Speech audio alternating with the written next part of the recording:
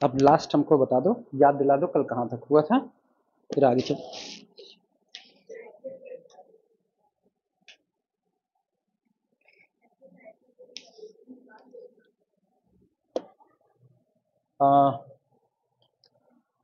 So every cyclic group is abelian. इसके बाद U10 करवाए थे, U10 के बाद Z10 करवाए थे, और कुछ बस इतना ही। उसी में फिर एग्जाम्पल आगे बढ़ा दो ना।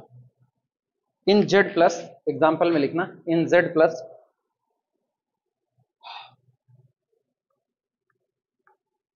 एग्जाम्पल लिखना इन Z प्लस, यानी इंटीजर का कलेक्शन एडिशन ऑपरेशन के साथ अबेलियन ग्रुप बनाता है। इसमें अगर हम देखें इन Z प्लस, Z इज सब ग्रुप या Z is group generated by one element, और चाहे आप ये कह दो इट इज जनरेटेड बाई -1, क्योंकि जितने भी आपके इंटीजर होते हैं वो सारे के सारे किसके मल्टीपल होते हैं, 1 के मल्टीपल होते हैं। आप 1 में 0 का मल्टीप्लाई करो, 0 प्रोड्यूस होगा। किस पे कर क्या रहे हैं, सुनो, हम ये लिख रहे हैं Z is equal to group generated by the one that is equal to it is a group of the type M into 1 such that M belong to the integer set Z। आप समझे, हम ये कर रहे हैं, इसीलिए हम कर रहे हैं ना मल्टीप्लाई करने को। अदरवाइज बनाने के लिए तो 1 + 1 + 1 + 1 इस तरीके से आप बना रहे हो, ठीक। तो इसका जनरेटर कौन होगा, 1 होगा, क्योंकि आप 1 के सारे मल्टीपल इसमें शामिल कर रहे हो, और पूरा Z बन जाएगा। तो आपका Z भी कैसा हुआ, साइक्लिक हुआ। इसीलिए कहते हैं कि जो आपका Z होता है ये इनफाइनाइट ऑर्डर का साइक्लिक ग्रुप होता है। और कल को थ्योरम मिलेगी कि अब अगर कोई भी इनफाइनाइट ऑर्डर का साइक्लिक ग्रुप है तो वो Z के क्या हो जाएगा, आइसोमॉर्फिक हो जाएगा, वो Z के आइसोमॉर्फिक। और Z में सिर्फ और सिर्फ एक एलिमेंट 0, यानी कि कौन, आइडेंटिटी होता है, जिसका ऑर्डर कितना होता है, फाइनाइट होता है, 1। इसके अलावा किसी भी एलिमेंट का ऑर्डर फाइनाइट नहीं होता। तो कल को अगर कोई इनफाइनाइट ऑर्डर का साइक्लिक ग्रुप आपका बनता है तो वो Z के आइसोमॉर्फिक होगा, और Z के आइसोमॉर्फिक होते ही गारंटी है कि उसमें भी सिर्फ और सिर्फ आइडेंटिटी ही ऐसा एलिमेंट होगा जिसका ऑर्डर क्या होगा, फाइनाइट। बाकी सारे एलिमेंट के ऑर्डर क्या हो जाएंगे, इनफाइनाइट हो जाएंगे। क्लियर हुआ, लेकिन वो आइसोमॉर्फिज्म का किस्सा है, अभी तो हम लोग इधर से ही चल रहे हैं।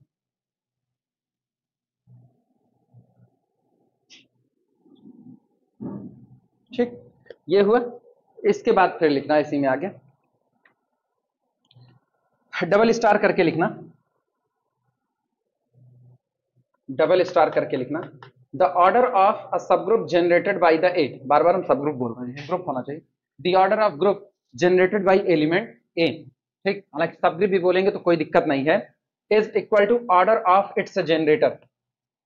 किसी एलिमेंट से अगर आप कोई सब ग्रुप जनरेट करते हो तो उसमें एग्जैक्टली उतने ही एलिमेंट आएंगे जितना उस एलिमेंट का क्या होगा, ऑर्डर। अगर एलिमेंट का ऑर्डर 10 है तो ऐसे में ए के द्वारा जनरेट किए गए सब ग्रुप में एलिमेंट की भी संख्या कितनी होगी, 10। अगर एलिमेंट का ऑर्डर 20 है, एलिमेंट का ऑर्डर 20 है, तो इस एलिमेंट से जनरेट किए गए सब ग्रुप में भी आए हुए टोटल एलिमेंट्स की संख्या कितनी होगी, 20 होगी। तो the order of generator and order of its group दोनों आपस में कैसे होंगे, बराबर होंगे। किसी ग्रुप का और उसके जनरेटर का ऑर्डर कभी भी डिफरेंट नहीं हो सकता है। लिखना आगे, दैट इज, अर्थात that is the order of the sub group, the order of the sub group, the order of the sub group, the order of the subgroup generated by small a या generated by element a is same as the order of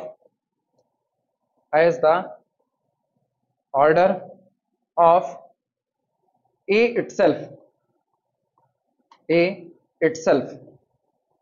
और इसी बात को हम लोग वापस chapter number 4 में जब साइक्लिक ग्रुप पढ़ रहे होंगे तब देख रहे होंगे, यानी कई चीजें अभी दोहराई भी जाएंगी जिनका यहाँ पर जिक्र आ रहा है, वो साइक्लिक ग्रुप वाले चैप्टर में पूरे डिस्क्रिप्टिव तरीके से सामने आएगी।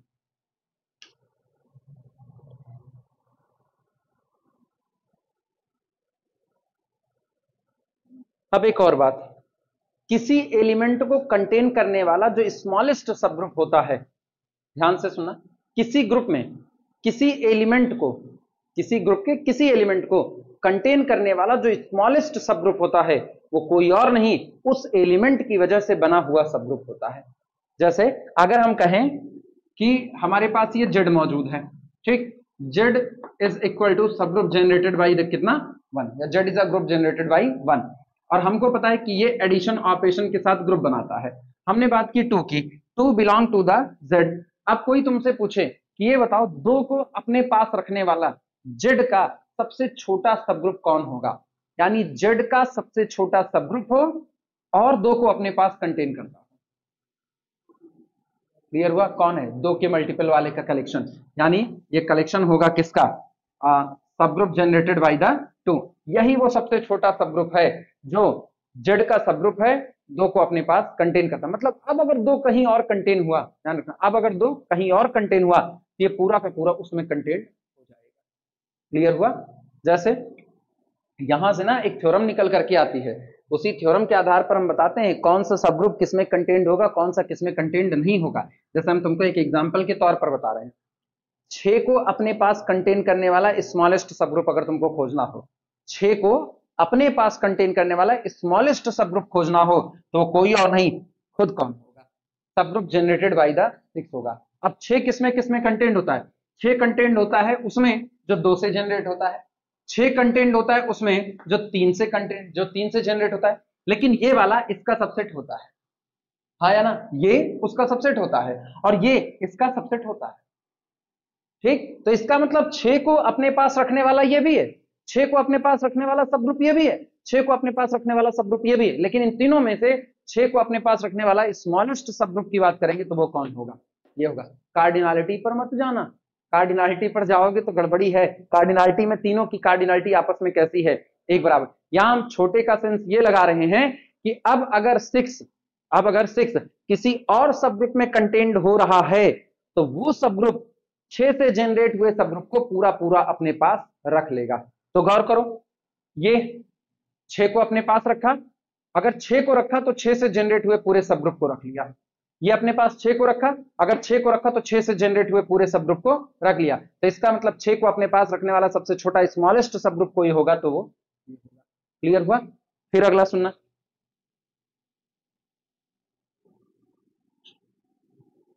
तुमको एक बात नजर आई, 2 वाले ने 6 को अपने पास रखा, 2 is the divisor of 6, 3 is also the divisor of 6, नजर आया? अच्छा, फिर गौर करना, अब हम एक बात और करें, जैसे हमसे कोई पूछे कि 26 को अपने पास रखने वाला स्मॉलेस्ट सब ग्रुप कौन होगा? 26 को, तो अपने ना ऐसे सोचते हैं 26 किसमें किसमें आ सकता है? क्या जो 2 से जनरेट होगा उसमें 26 शामिल होगा कि नहीं होगा? होगा। अच्छा, उसके बाद फिर क्या जो 4 से जनरेट होगा उसमें 26 होगा? नहीं होगा। 3 वाले में, 4 वाले में, 5 वाले में, 6 वाले में होगा?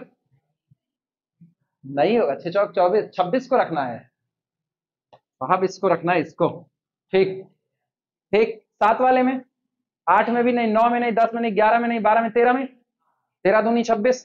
तो गौर करो, अब एक निकल करके आया, ये भी 26 belong to this, 26 belong to this, 26 belong to this. ये तीनों सब ग्रुप हैं और तीनों सब ग्रुप में कौन बिलोंग कर रहा है? 26 बिलोंग कर रहा है। 13 के बाद 14 में, 13 दूनी 26, अब और किसी में, अब सीधे इसी में आएगा। और हम ये देख रहे हैं 26 belong to this and this totally is the subset of subgroup generated by 2, और 26 belong to this, it is the subgroup generated by the 13। सहमत हो कि नहीं सहमत हो? इसका मतलब 26 को अपने पास रखने वाला सबसे छोटा सब ग्रुप कौन हुआ? खुद, जो किसकी वजह से जनरेट हुआ है? 26 को। अभी केवल 2 मिल रहे हैं, अब हम पूरी सीरीज मिलाएंगे। फिर एक बात देखना, क्या 2 इज द डिवाइजर ऑफ 26 और क्या 13 इज द डिवाइजर ऑफ 26? अब गौर करना, अब हम ऐसा उठाएंगे जिसमें कई मिल जाए।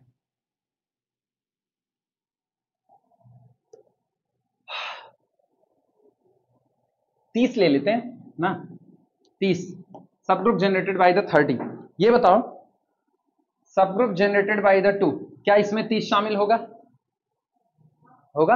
अच्छा, इसके बाद फिर 4 से ये कटेगा, हाँ 1 वाला तो यार जेड ही है, मेन जेड ही है ना, उसमें तो सारे आएंगे ना, तो माई बाप जो है उसको क्या ही देखा जाए, जब हम मेन सीरीज लिख रहे होंगे तो हम उसको भी देखेंगे, ठीक, बिना उसके तो काम ही नहीं चलेगा। लेकिन अभी हम उन लोगों को देख रहे हैं जो प्रॉपर जेड नहीं है, ठीक है, इम्प्रॉपर वालों को देख रहे हैं, सॉरी प्रॉपर सबसेट को देख रहे हैं। हाँ, भावना में बह गए हम भी।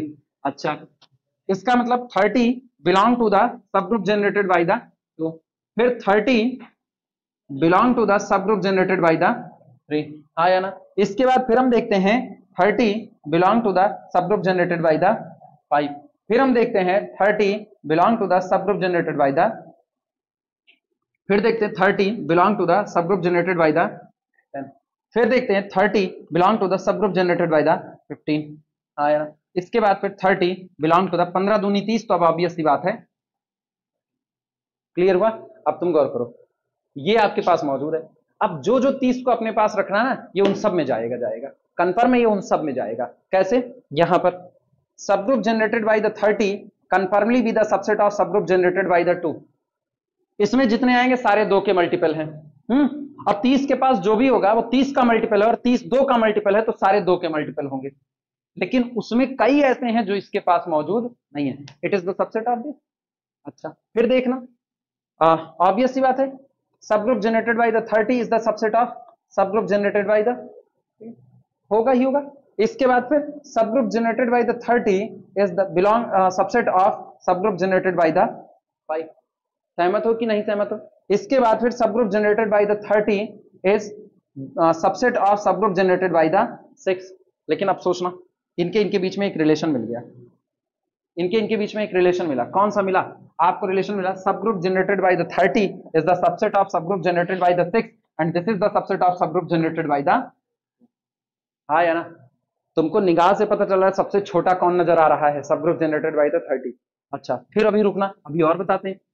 सब group generated by the 30 is the subset of subgroup generated by the, मिला। और फिर देखो, फिर एक सीरीज बनती है, subgroup generated by the 30 is the subset of subgroup generated by the 10 and this is the subset of subgroup generated by the, फिर वापस ये सीरीज। हाँ, नहीं नहीं नहीं नहीं, अभी हम 5 को नहीं ला सकते हैं, अभी 5 को नहीं ला सकते हैं, गड़बड़ी हो जाएगी। अगर तुमने गलती से भी 5 रख दिया तो गौर करो तुमको क्या लिखना, तुम ये लिख रहे होगे गलती से, subgroup generated by the 30 is the subset of subgroup generated by the 10 is the subset of subgroup generated by the 5। इतने तक तो भावनाएं सही हैं, इसके बाद भावनाओं में बह करके आदमी ये गलती कर सकता है और ये होता नहीं है। हाँ, इतने तक लिखते हो तो बिल्कुल ये भी एक सीरीज है, ऐसा नहीं, ये भी एक सीरीज है। और गौर करो, फिर हर बार सबसे पुछल्ले पे पूछ के तौर पर कौन जुड़ रहा है, 30। तो इसीलिए कहा जाता है ना, अ सबग्रुप कंटेन ए या a smallest subgroup containing a is subgroup generated by a itself. A को अपने पास रखने वाला सबसे स्मॉलेस्ट सबग्रुप अगर कोई होगा तो वो उसी एलिमेंट से जनरेट हुआ सबग्रुप ही होगा। इसके अलावा अगर ये किसी में जा रहा है तो ये पूरा का पूरा सबग्रुप लेकर के उसमें जाएगा। कंफर्म हुआ? ठीक। और तुम एक चीज देखो, एक रिलेशनशिप कभी नहीं डिस्टर्ब हो रही है, कभी नहीं डिस्टर्ब हो रही। जो जिसका सबसेट बन रहा है, आगे वाले का जनरेटर इसको डिवाइड कर रहा है। 2 is the divisor of 6, 6 is the divisor of 30, 2 is the divisor of 10, 10 is the divisor of 30। यह थ्योरम होती है, जब हम एक सीरीज बना रहे होते हैं तो कौन किसका सबसेट होगा ये बताने के लिए यही है। A subgroup generated by the m is the subset of subgroup generated by the n if and only if n is the divisor of। ये थ्योरम मिलेगी और गैलियन का ये सवाल भी मिलेगा कि ऐसी कंडीशंस तभी होल्ड करेंगी जब n m को क्या कर रहा होगा, डिवाइड कर रहा होगा, अदरवाइज ये कंडीशंस नहीं होल्ड करेंगी। चलें आगे। खैर अभी इसको यहां पर नहीं लिखना है, हम लोग केवल इसकी चर्चा में आ गए हैं बस।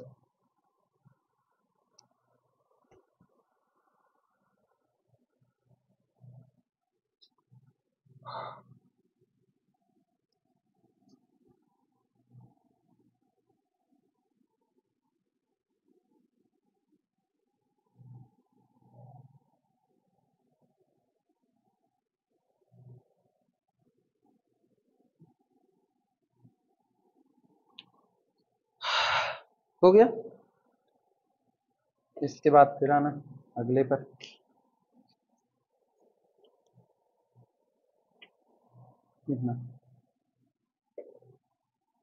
लिखो, this notion can be extended. Notion का मतलब होता है विचार, ये जो विचार आपने लिखा इसको आप एक्सटेंड कर सकते हो। This notion can be extended to any collection S. This notion this notion can be extended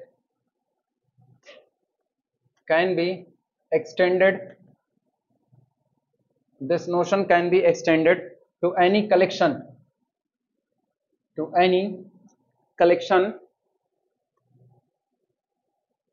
can be extended to any collection capital S of elements from a group capital G, from a group capital G।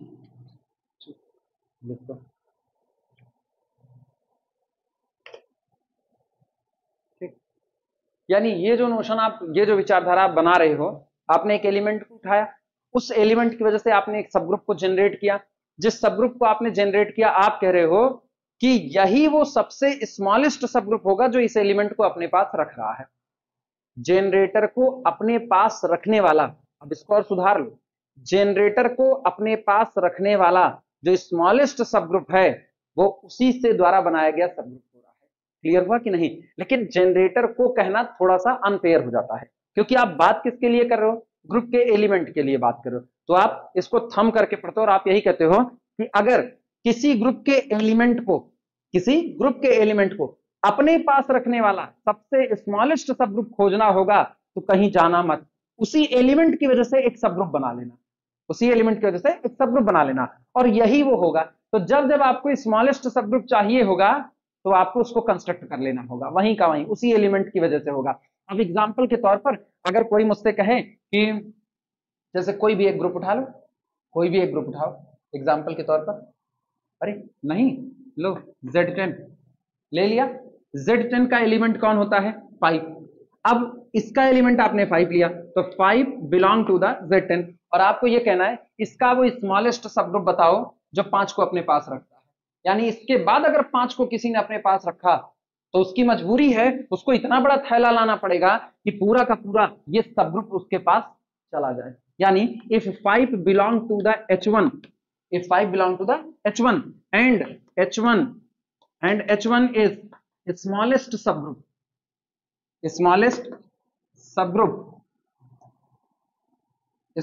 subgroup containing 5,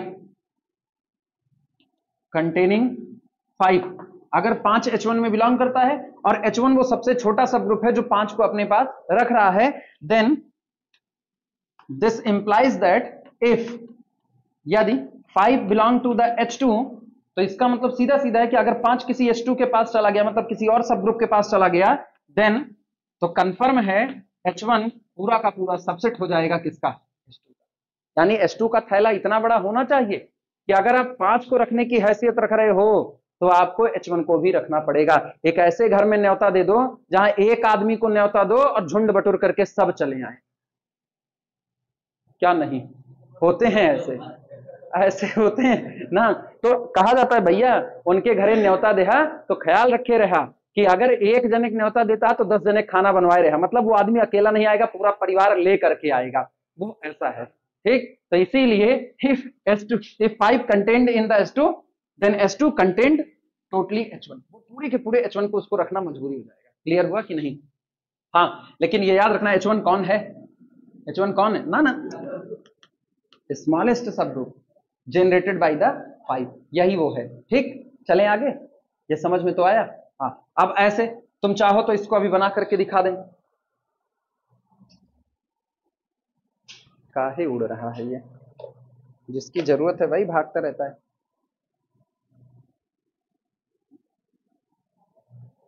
देखो सब group generated by 5 कौन होगा? बोल भैया। अरे 0 plus minus 5 plus minus 10 plus minus 15। हाँ, क्यों कर रहे हो तुम लोग? Z10 है, ऊपर जाएगा नहीं, बस खत्म यहीं पर। वो तो आया ही नहीं। कितने एलिमेंट आए? हाँ, Z10 है, कहां से कहां तक जाएंगे? हाँ सॉरी, हम खुद ही गलत कर रहे हैं ना। हाँ, ये 10 तो हुआ ही नहीं यहां पर। -5 नहीं रहेगा? -5 नहीं रहेगा? अगर हम लिख दें तो क्या गड़बड़ी है? हाँ, नहीं लिख सकते? लिख सकते हैं। 5 का एडिटिव इनवर्स कौन है? -5, लेकिन -5 का सेंस हमको दूसरा रखना पड़ेगा, समझे?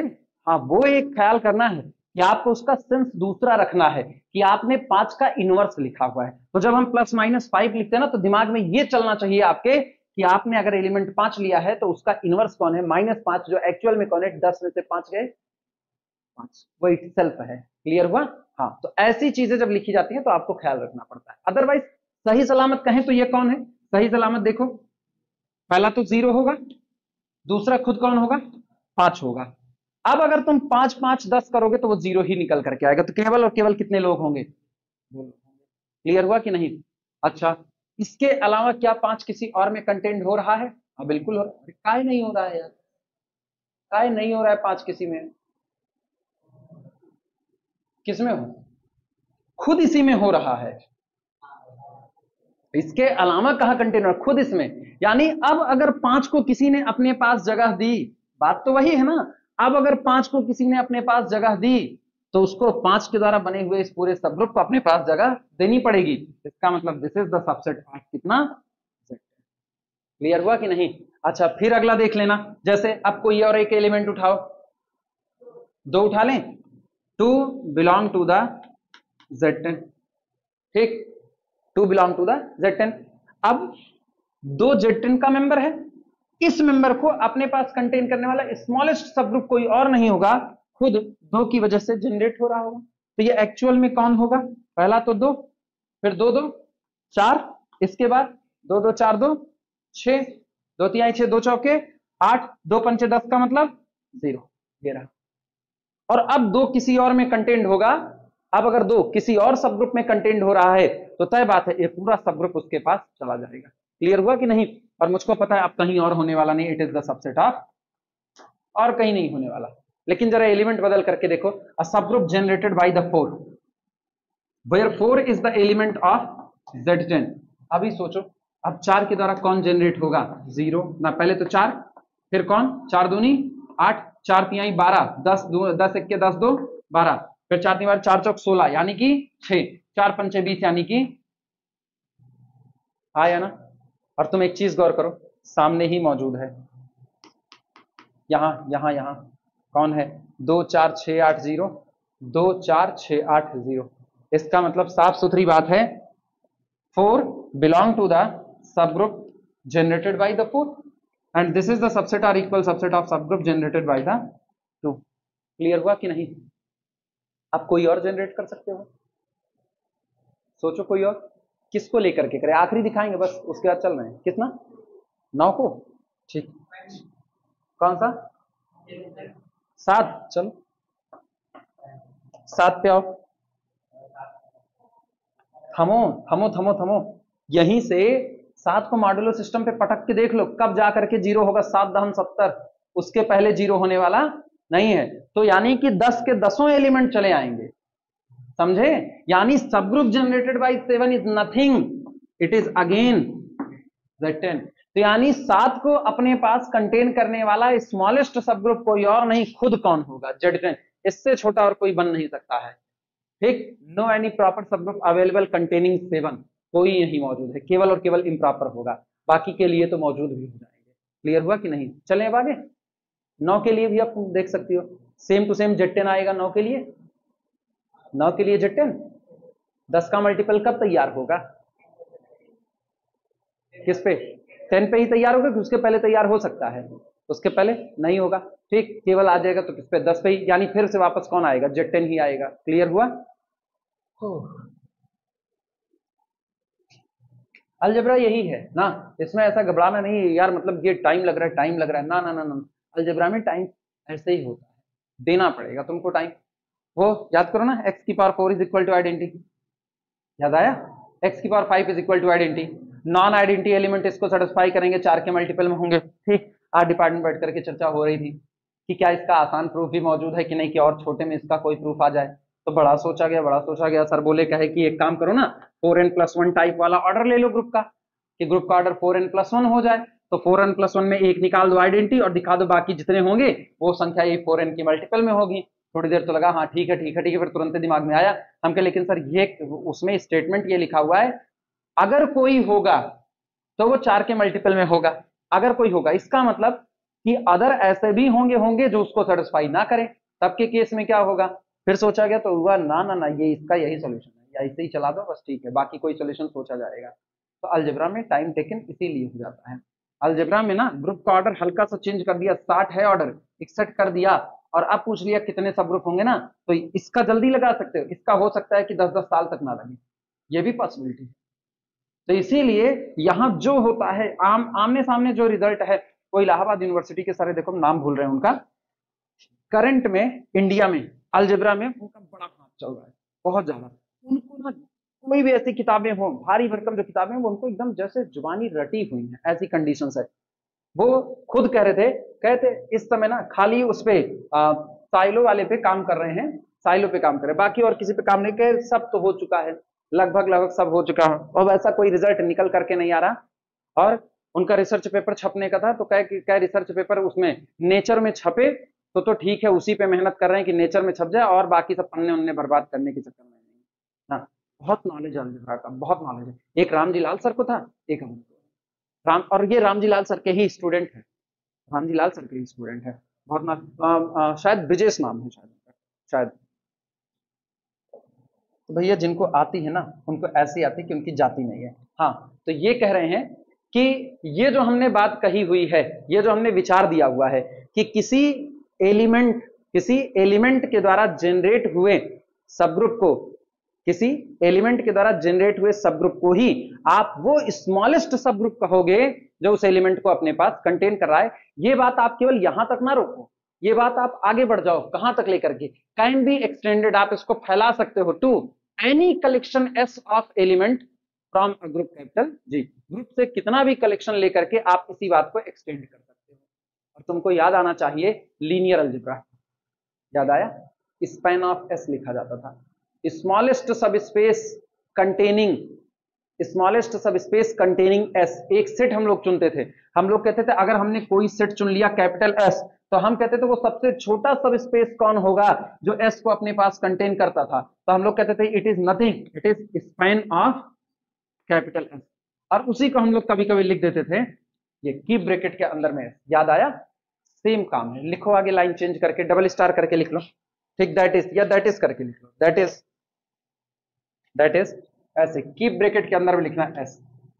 Subgroup generated by the S is the smallest subgroup, ऐसे कीप ब्रैकेट में, is the smallest subgroup of G, is the smallest subgroup of G containing S, is the smallest subgroup of capital G। यही G का वो सबसे छोटा subgroup होगा containing S, जो capital S को अपने पास रखेगा, containing कैपिटल S, जो S को अपने पास रख रहा होगा। लाइन चेंज करना, the set generated by the S, the set generated by the S is called the subgroup,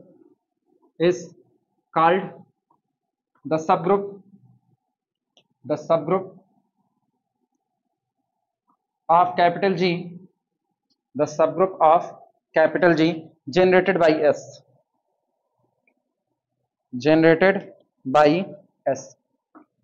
लिख करके घेरा मार देना।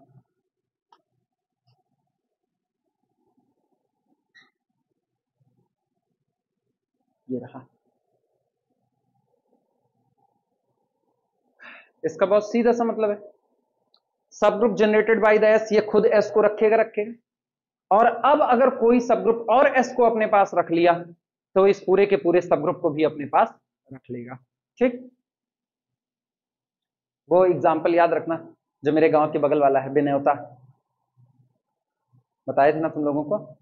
नहीं बताए थे? एक गांव है बेन्योता, नाम ही उसका बेन्योता, उस गांव का यही रिवाज था। अब नहीं, अब नए लड़के ये रिवाज छोड़ रहे हैं। वो एक कल्चर, मतलब कहते नहीं कि आप एक कल्चर जी रहे हो, वो एक कल्चर जीते थे कि अगर आपके यहाँ पर कोई भी प्रयोजन पड़ा हुआ है तो उस गांव में जाकर के घर गिन लो, आप उनको न्योता दो ना दो वो आएंगे, तय बात है। वो एक कल्चर होता था कि जैसे वो होता नहीं है, अरे वो ट्रांसजेंडर जो होते हैं वो आते नहीं है जब शादी वादी पड़ती है या फिर तो वो आते, वो एक रिवाज है उनका कि वो आशीर्वाद दे करके जा रहे हैं। ऐसे ही बिनौता गांव का कि वहां के जितने भी लोग थे, वो परिवार जो उनका रहता था, तकरीबन 50 घर थे वहां पर। तो अगर आप अपने घर पे कोई प्रयोजन करें तो उन 50 घर को गिन लो और उन घर के खाने आपके यहाँ बनने चाहिए। ना बने तो वो आएंगे आएंगे, तय बात है, और आएंगे खैरिया। हाँ, नहीं तो काकरे कर रहे हो ना, काकरे कर रहे हो गरीब। देखो पहले के दौर में, ये जबकि बात बता रहे हैं, कोई बहुत पुरानी बात नहीं है, लेकिन उस दौर में गरीब लोग इतना बड़ा बड़ा भंडारा भंडारा करते भी नहीं थे। वो ऐसे नहीं है कि आपके यहाँ शादी पड़ी है तो पहुंच गए ना, ऐसे नहीं है। ना ना ना ना, आपके यहाँ पर भंडारा पड़ा हुआ है, बड़ा भंडारा है, तो ही वो पहुंचेंगे, नहीं तो नहीं पहुंचेंगे। वो भी जान रहे हैं, हैसियत के हिसाब से बात की जाती है। फिर ये तसला पलटने की नौबत आ गई है, उसमें वो पहुंच रहे हैं, नहीं पहुंचेंगे। आपकी क्षमता है तो ही वो जाएंगे आपके यहाँ। जो गांव के बड़े ठाकुर वाकुर होते थे या बड़े जमींदार लोग होते थे, किसी भी बिरादरी के हों, उनके यहाँ पे वो जरूर पहुंचते थे। अब लोगों का गांव ही 3 ही घर का है, तो तीनों घर, 3 ही घर बस, पूरे गांव में 3 घर है बस, चौथा नहीं है कोई, चौथा कोई घर ही नहीं है। श्रापित है पूरी तरह से। हाँ हाँ हाँ, श्रापित ही है, चौथा बनेगा ही नहीं। हाँ हाँ, चौथा बनेगा ही नहीं। हाँ, चारों तरफ देखोगे ना, चारों तरफ या तो पहले देखते तो जंगल नजर आता, आप देखो तो खेत और जंगल दोनों नजर आएंगे, ऐसा है। और कोई नहीं है, दूर दूर हुआ है। लेकिन जो हम लोगों का प्रॉपर गांव है वो केवल और केवल 3 घर का है बस, एक ही खानदान के हैं, एक ही खानदान के तीनों लोग। बाबा जो थे, बाबा के पहले ना, उन्हीं लोगों का परिवार ऐसे बटा, और 3 ही थे। चौथा अगर घर बनता भी है तो कोई ना कोई ऐसी बात होती है कि उसको वहां से छोड़ करके जाना पड़ता है। 3 ही रहेंगे, ऐसी कंडीशन है। चौथा नहीं होता है कतई। लिखना, it means that, line change करके लिखो, इट मीन्स दैट,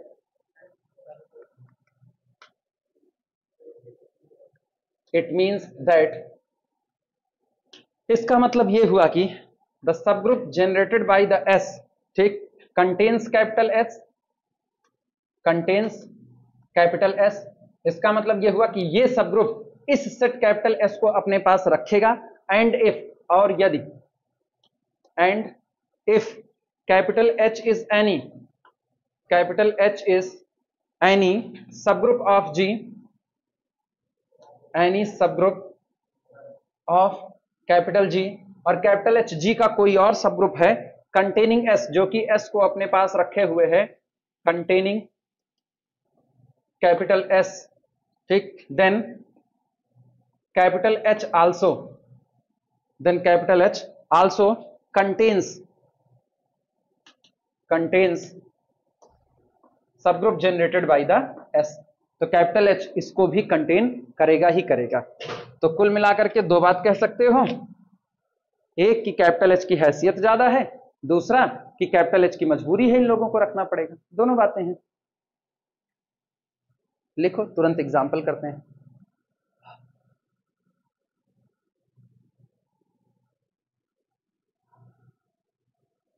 एक लोग अलग होकर के एक घर बना, उसी में खानदान में अलग होकर के एक घर बना। वो क्या किए, प्रॉपर्टी के लिए अपने पिताजी का मर्डर करवा दिए। हाँ, प्रॉपर्टी के लिए अपने पिताजी का मर्डर करवा दिया। हाँ, नहीं नहीं नहीं नहीं, प्रॉपर्टी के लिए इतिहास में जाने क्या क्या हुआ है, कोई फर्क ही नहीं पड़ता है ना। हाँ, अब भी होता है, कोई दिक्कत नहीं है ना। हम लोग जब इतिहास पढ़ते थे तो इतिहास में था, कौन थे, देखो शासक नहीं याद है, जो अपने चाचा की गर्दन को भाले पर रख करके लाया था ना, अलाउद्दीन खिलजी। अलाउद्दीन खिलजी जब आए थे तो उनको सल्तनत चाहिए थी। सोचो, खौफ पैदा करने के लिए चाचा की गर्दन को भाले पर रख करके आता है, खौफ बनता है। तो ऐसी प्रॉपर्टी का झगड़ा बहुत तगड़ा है, आज भी प्रॉपर्टी का झगड़ा है, आज भी वही चल रहा है, कोई दिक्कत थोड़ी है ना, हर एक जगह पर।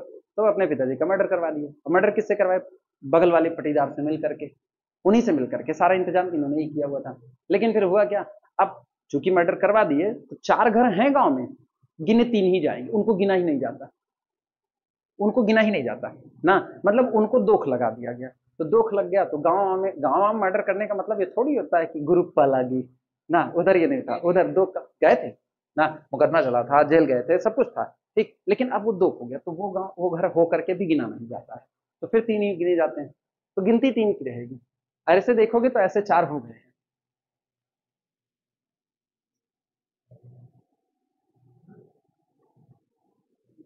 शहर में एक मर्डर कर दो, देखो मोहल्ले वाले कहेंगे गुरु पालागी, तुरंत कहेंगे अरे गुरु है गुरु। गाँव में एक मर्डर करता, हालांकि अब गांव में भी कल्चर है ऐसा है, अब नहीं है वो। एग्जाम्पल नंबर 13, लेकिन तुम लोग नंबरिंग ना करना, ठीक है? गैलियान में 13 है, तुम लोगों में नहीं है। एग्जाम्पल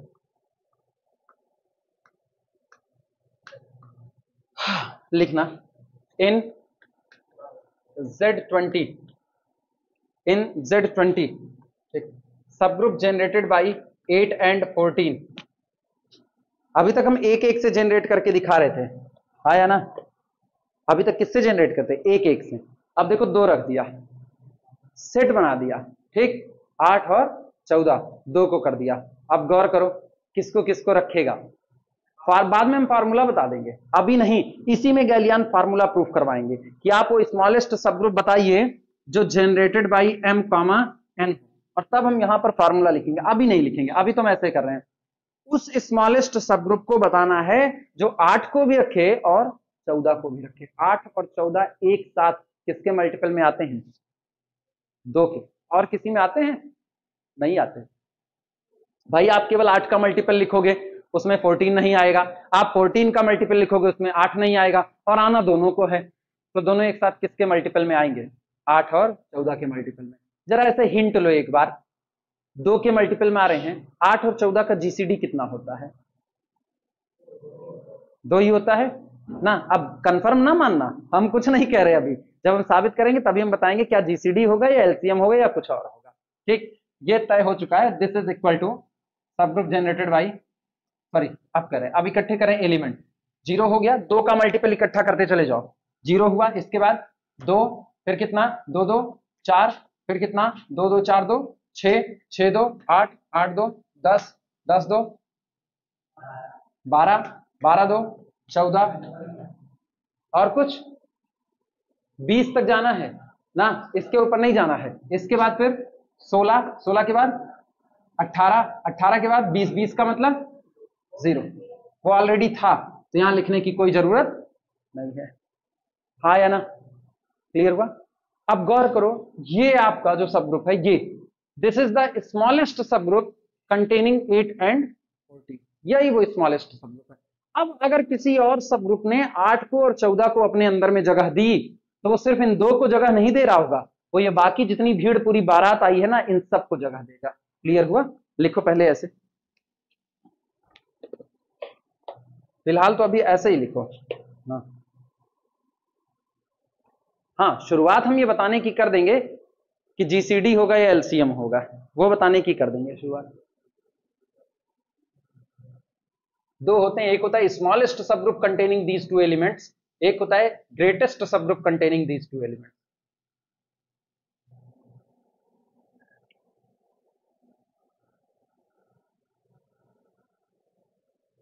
ठीक, यहां पर हम ऐसे लिख देंगे हियर, यहां पर कोई पूछे कैपिटल एस कौन है, तो कैपिटल एस है 8 और कितना? 14, और 2 कौन है? 2, जिसकी वजह से इसको लिखे हो 2 is the GCD of 8 and 14। मुझको ये नजर आया कि ये सारे 2 के मल्टीपल हैं, और एक्चुअल में 8 और 14 का जीसीडी भी कौन है? 2 है। तो कहीं ना कहीं दिल में एक बात उठती है कि इसका मतलब the subgroup generated by this set capital S. भाई जब हम 8, 14 लिखते हैं तो यानी कैपिटल एस से जनरेट करें। A subgroup generated by this is nothing, it is the subgroup generated by the GCD of 8, 14 and this is equal to subgroup generated by the 2। ऐसा फील आता है, सही है गलत है तो बाद की बात है। क्लियर हुआ कि नहीं? ये मत लिखना।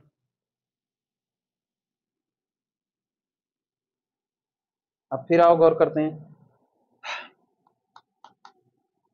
इन Z, अब Z20 में नहीं है, अब हम Z में आ गए हैं। ठीक, Z में आपसे पूछा जा रहा है इन Z the subgroup generated by 8 and 13, 8 और 13 दोनों को कंटेन करने वाला सब ग्रुप, मतलब 8 को भी रखेगा। भाई जब 8 को रखेगा तो ऑपरेशन कौन सा है? एडिशन का, तो 8 + 8 भी रखेगा, 8 + 8 + 8 रखेगा, यानी 8 का सारा मल्टीपल रखेगा, और 13 का भी सारा मल्टीपल रखेगा।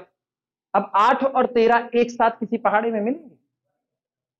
किसके? 1 वाले में मिलेंगे। तो इसका मतलब it is nothing, it is subgroup generated by the 1 that is equal to itself Z। और एक चीज गौर करो, हियर यहां पर कैपिटल S कौन है एक्चुअल में? 8, 13, एक बात। दूसरा, ये 1 कौन है? 1 is equal to GCD of 8,13। क्या इस दोनों का जीसीडी 1 है कि नहीं है?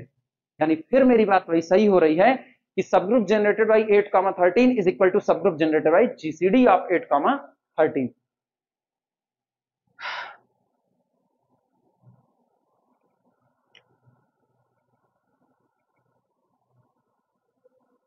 हाँ हाँ हाँ, लिख लो, जीसीडी वाली भी लिख लो। अभी हम एक रिलेशन बताते चले, एक्चुअल में वही सही भी है ना, एक्चुअल में वही सही है, उसी को हम लोग प्रूफ कर देंगे।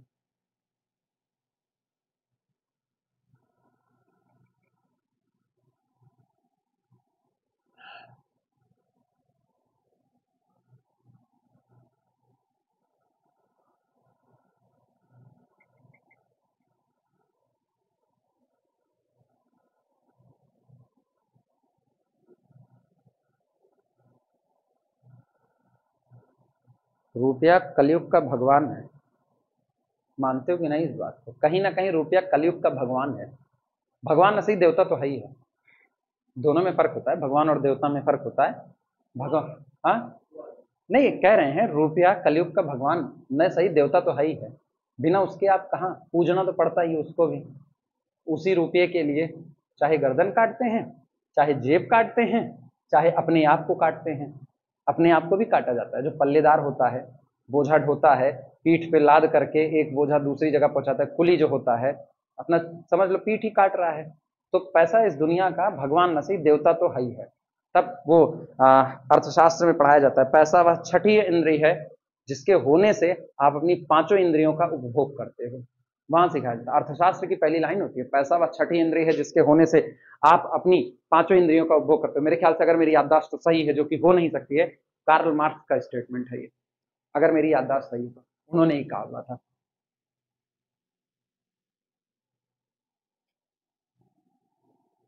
एक किताब खरीदनी हो तो पैसा, कहीं पढ़ना हो तो पैसा, हर एक जगह पे पैसा, सांस लेना हो तो पैसा। कोरोना में सांस लेने के भी पैसे लगे थे, हाँ या ना? वैसे भी बीमार पड़ जाओ, कोरोना जाए भाड़ में, ऑक्सीजन लगानी हो तो सांस लेने के पैसे, बिना पैसे के काम नहीं होगा। और D4 में बात करते हैं, ये सब तो हो गया नंबर की दुनिया में, तो जीसीडी काम कर गया, D4 में नहीं करने वाला। देखना, इन D4, इन D4, तो D4 में एलिमेंट अगर आपको दे दिया गया या आपको सेट दे दिया गया, तो उस सेट से बना हुआ सब ग्रुप देखना। इन D4 सब group generated by HV, in D4 सब ग्रुप जनरेटेड बाई HV। अब पता कैसे बनेगा, सुनो कैसे बनेगा। दिस इज इक्वल टू, कह रहे इन्हीं दोनों से जनरेट होना चाहिए, तो भैया पहला तो खुद कौन होगा? H होगा, हाँ या ना? H को H पे ऑपरेट कराओ तो दूसरा कौन होगा? H स्क्वायर होगा। H को V से ऑपरेट कराओ तो HV होगा, हाँ या ना? फिर क्या होगा, V को H से, क्योंकि कम्यूट करेगा इसकी कोई गारंटी नहीं है, तो V को H से ऑपरेट कराओ तो VH होगा। V खुद होगा ही होगा, V को V से ऑपरेट कराओ तो V स्क्वायर होगा। मिला कि नहीं मिला? अब जरा इसको लिख लो तो देखना, मुझको पता है H का मतलब तो H ही रहेगा, कोई टेंशन नहीं। H स्क्वायर रिफ्लेक्शन इटसेल्फ काम करेगा तो आइडेंटिटी R0, तो इसका मतलब इसको अब लिखने की जरूरत, R0 हो चुका। जरा टेबल देख करके बताओ HV क्या है? R180 है, तो ये हो गया R180। और जरा ये बताओ VH क्या है? R180, तो और लिखने की जरूरत है कि नहीं है? V को लिखने की जरूरत है, ये रहा R0, R180, H और V, और ये चार लोगों का कलेक्शन, चार लोगों का कलेक्शन एक सब ग्रुप बन जाएगा। क्लियर हुआ? नोट कर लो, H, R0, R180, HV। यहां पर कैपिटल S कौन है वो बता देते हैं, here capital S is equal to HV। तो अगर कोई कहना दो रिफ्लेक्शन की वजह से, दो रिफ्लेक्शन की वजह से वो सब ग्रुप बनाओ जो इसको कंटेन करे, तो ये सब ग्रुप बनेगा, and this is the smallest subgroup containing H and V। अब अगर H और V किसी सब ग्रुप में गया तो ये पूरा का पूरा उसमें चला जाएगा।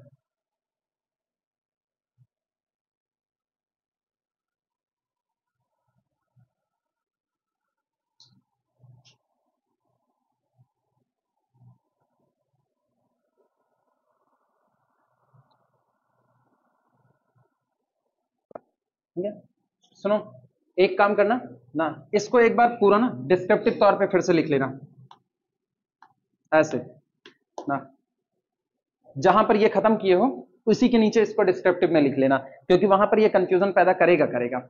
यहां पर इसको कर देना, इसका नाम क्या है, सबग्रुप जनरेटेड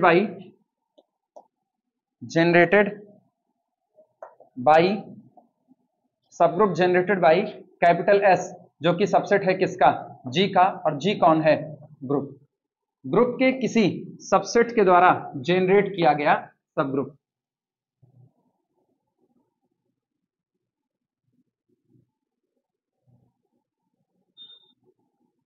बोले ऐसे लिखना, subgroup generated by capital S is equal to, ये एक्चुअल में है कौन, ये है सेट जनरेटेड बाय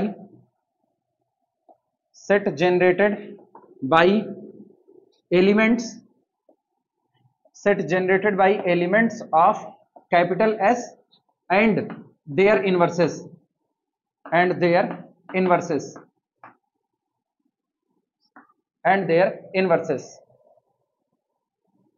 ठीक। सबग्रुप जनरेटेड बाय एस कुछ और नहीं है, ये एक सेट है जो उस सेट में मौजूद एलिमेंट और उसके इनवर्स दोनों से मिलकर के बनता है, यानी कि this is equal to, equivalent definition है दोनों की दोनों, चाहे ऊपर वाले को चाहे नीचे वाले। It is intersection of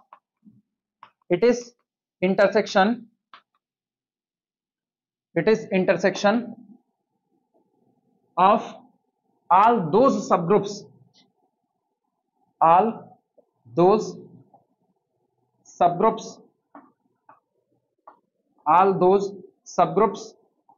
of capital G which contain capital S,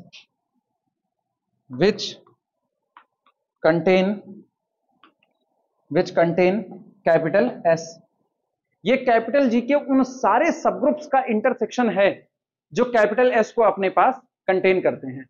और याद रखना, सबग्रुप का इंटरसेक्शन कर रहे हैं तो सबग्रुप का इंटरसेक्शन हमेशा क्या आएगा, सबग्रुप ही आएगा, कुछ और नहीं आ सकता। क्या ये थ्योरम हो चुकी है, अभी नहीं हुई है ना, तो आगे चल करके ये करवाएंगे, H1 subgroup, H2 subgroup, then their intersection is also a subgroup. तो कुल मिला करके ये आपका एक सबग्रुप ही बना रहा होगा, ठीक। चलो बनाते हैं, अब R90 और B को बनाते हैं।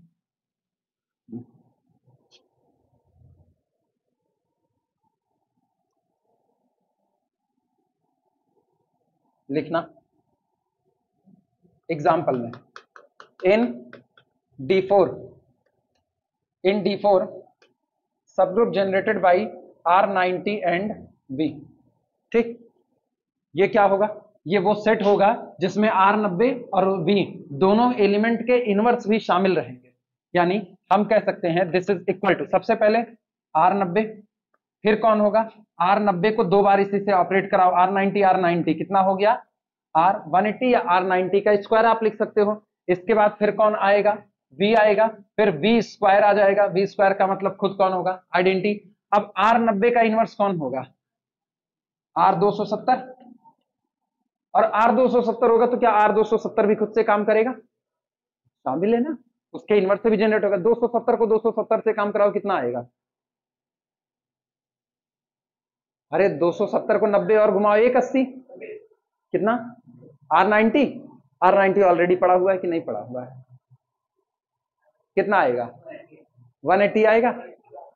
नहीं सोच लो, गलत ना करो, R180 रहेगा। सुनो, R270 है, 270 घुमा रहे ना, तो पहले 90 काट दो। अरे रुक जा भैया, रुक जा 270 है, 270 और घुमाना है, तो 270 घुमाने का मतलब पहले इसको 90 ही घुमा दो, 90 घुमाए R360 हो गया, R360 का मतलब कितना हो गया, R0 हो गया, ठीक। और यहां से 90 निकल चुका है, बचा ये कितना बचा, 180, तो R180 रहेगा। R180 ऑलरेडी मौजूद है, तो हमको R270 को इससे दो बार काम नहीं करवाना है, ठीक। क्या R270 को खुद से 3 बार काम करवाया जाए, बोलो, R90 आएगा, घुमा फिरा करके वहीं पहुंचोगे। अच्छा, इसके बाद फिर B का इनवर्स खुद कौन होता है, B होता है। आप बताओ क्या अब सबग्रुप बन रहा है कि नहीं बन रहा है,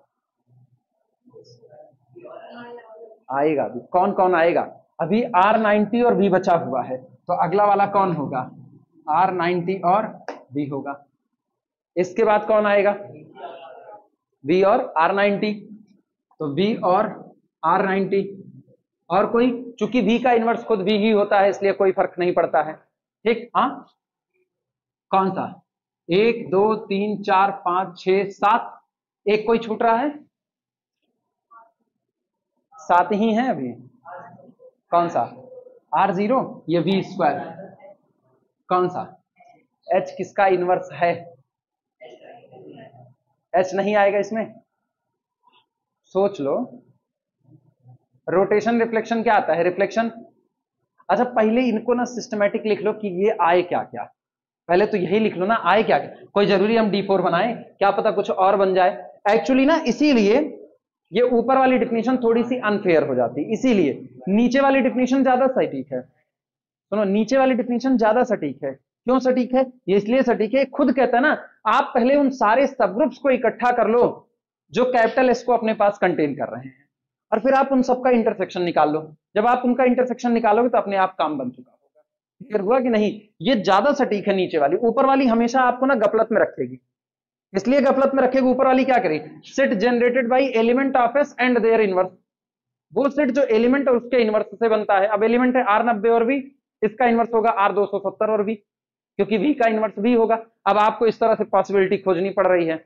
दिक्कत आई कि नहीं आई? हाँ, तो पहली वाली डिफिनेशन हमेशा दिक्कत दे रही है। या तो फिर इतना क्लियर हो कि फटाफट फटाफट बनाते चले जाएंगे, हाँ यही यही आएगा, वो 1-2 बार करने के बाद ही आएगा, उसके पहले नहीं आएगा। ठीक, अब क्या किया जाए? पहले उनको सुधार लो, उनको पहले सुधार लो। कितना? D और D डैश किस पे किस पे?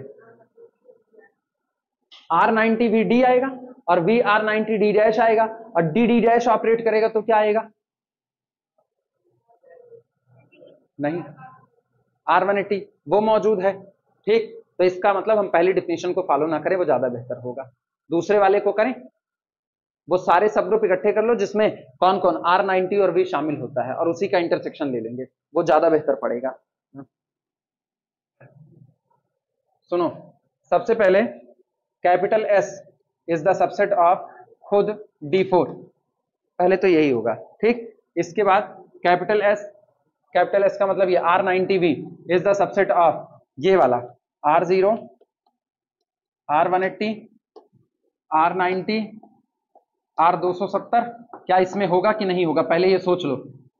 नहीं होगा यार, V कहां है इसमें? हम केवल रोटेशन रखे हुए महाराज, सब ग्रुप तो है ये ना, सब ग्रुप है, लेकिन ये सब ग्रुप S को कंटेन नहीं करेगा। हमको सिर्फ उन्हीं को लाना है जो उसको कंटेन करें, अदरवाइज मुझको किसी को नहीं लेकर के आना है, तो ये भी नहीं होगा। हाँ, मेरे लिखने पे मत जाना कि हम लिख रहे हैं तो इसलिए कर दो। फिर capital S is the subset of, हाँ बिल्कुल होगा। हाँ, D4 में करना पड़ेगा, D4 में आपकी मजबूरी, आपको ये काम करना पड़ेगा। इसीलिए तो नंबर के साथ खेलना बड़ा आसान होता है। किसके ज्यादा थोड़े ना बनेंगे, D4 के ज्यादा थोड़ी ना बनेंगे भैया मेरे। D4 में देखो, D4 का ऑर्डर कितना है? 8 है। तो इसके पास जो सब ग्रुप बनेंगे वो या तो 1 ऑर्डर का बनेगा, या तो कितने ऑर्डर का बनेगा? 2 ऑर्डर का बनेगा, या तो कितने ऑर्डर का बनेगा? 4 ऑर्डर का बनेगा, और या तो कितने ऑर्डर का बनेगा? 8 ऑर्डर का बनेगा। हाँ या ना? अब गौर करो, 8 ऑर्डर वाला आपने यहां ऑलरेडी चिपका दिया है। ठीक, अब 2 लोगों को कंटेन करने वाले केवल 2 ऑर्डर और 4 ऑर्डर वाले आपको देखने हैं। 2 ऑर्डर वाले कौन कौन? 2 ऑर्डर वाले कोई इसको नहीं रख पाएंगे। 2 ऑर्डर वाले रीजन है उसका ना, R90 और V है। अगर कोई सब ग्रुप R90 रखेगा तो R270 रखेगा। ठीक, तो 2 ऑर्डर वाले कौन कौन होते हैं? 2 ऑर्डर वाले होते हैं R0, R180। सहमत हो कि नहीं? इसमें S नहीं आएगा। 2 ऑर्डर वाले कौन होते हैं? R0 किसी रिफ्लेक्शन H के साथ नहीं आएगा। इसके बाद आपका होता है R0 किसके साथ? V के साथ नहीं आएगा। फिर R0 किसके साथ? D के साथ नहीं आएगा। फिर R0 किसके साथ? D डैश के साथ, इसमें भी वो नहीं आएगा। और 2 ऑर्डर वाला कोई बना? अब कोई नहीं बनेगा 2 ऑर्डर वाला, कि बनेगा? 2 ऑर्डर का कोई और सब ग्रुप बनेगा? कौन सा? R0 270। 270 का इनवर्स कौन है महाराज? R90 हो, R0 R180 बना दिए। दो ऑर्डर का 1 2 3 4 5 बने, और कुछ सोच लो, अभी दो ऑर्डर के कोई और बन रहे हैं? अब कोई नहीं बनने वाला, ठीक है। अब कोई नहीं भैया मेरे, ऐसे सोचो दो ऑर्डर का अगर आप कुछ बनाना चाहोगे तो उसमें जो एलिमेंट आएगा, एक आपकी मजबूरी आइडेंटिटी भरना, और दूसरे वाले का ऑर्डर 2 होगा। दूसरे वाले में R180 का ऑर्डर 2 होता है, H का 2 होता है, और V का 2 होता है, D का और D डैश का। सारी पॉसिबिलिटी तो तुमने भर दी यहाँ पर। H V D D dash ये खत्म, R180 ये खत्म, तो दो ऑर्डर वाले किसी में कंटेन नहीं, तो अब बचा केवल 4 ऑर्डर वाला। अब 4 ऑर्डर वाला कौन सा सब ग्रुप होगा? 4 ऑर्डर का एक तो R0 R180 R90 R270 उसमें होगा नहीं, उसमें होगा नहीं। तो अब आपके पास बचा कौन सा? खाली रिफ्लेक्शंस वाले बचे। अब सॉरी, रोटेशन रिफ्लेक्शन का मिक्सचर बचा, और रोटेशन रिफ्लेक्शन के मिक्सचर में क्या कोई ऐसा होगा? हाँ भाई मेरे सुनो, ये बनने के बाद ना खोपड़ी चमक जानी चाहिए। ये बनने के बाद कोई नहीं होगा, सीधे अब आपको कौन मिलने वाले हैं? D4 ही मिलेगा और कुछ नहीं मिलेगा। तो R90 और V को अपने पास कंटेन करने वाला अगर कोई सब ग्रुप होगा, या आप ये कहो R90 V से बना हुआ कोई सब ग्रुप होगा, तो कोई और नहीं, खुद कौन होगा? D4 ही होगा। सहमत हो इस बात से कि नहीं? हाँ, इसमें ऐसी ही तलाश करनी पड़ती है। क्लियर हुआ? अब तो लिखने की कोई जरूरत नहीं है, सीधे लिख देना D4, सीधे लिख दो D4। ठीक, रिसर्च थोड़ी ना कर रहे हैं बैठ करके हम लोग इस पे, अभी सीख तो गए ना कैसे हुआ। हाँ, बस मेन इसका यही है।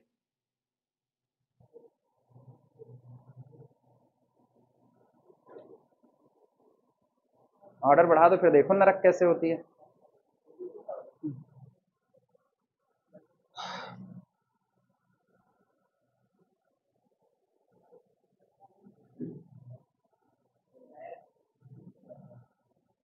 मिटाया जाए,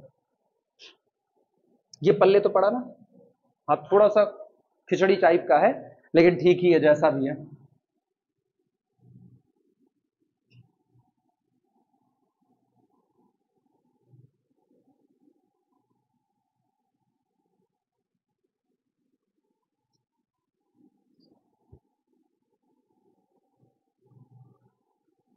चलो ये हुआ। इसके बाद देखना, आओ नॉन जीरो कॉम्प्लेक्स नंबर पे आना। इन C स्टार विद मल्टीप्लीकेशन।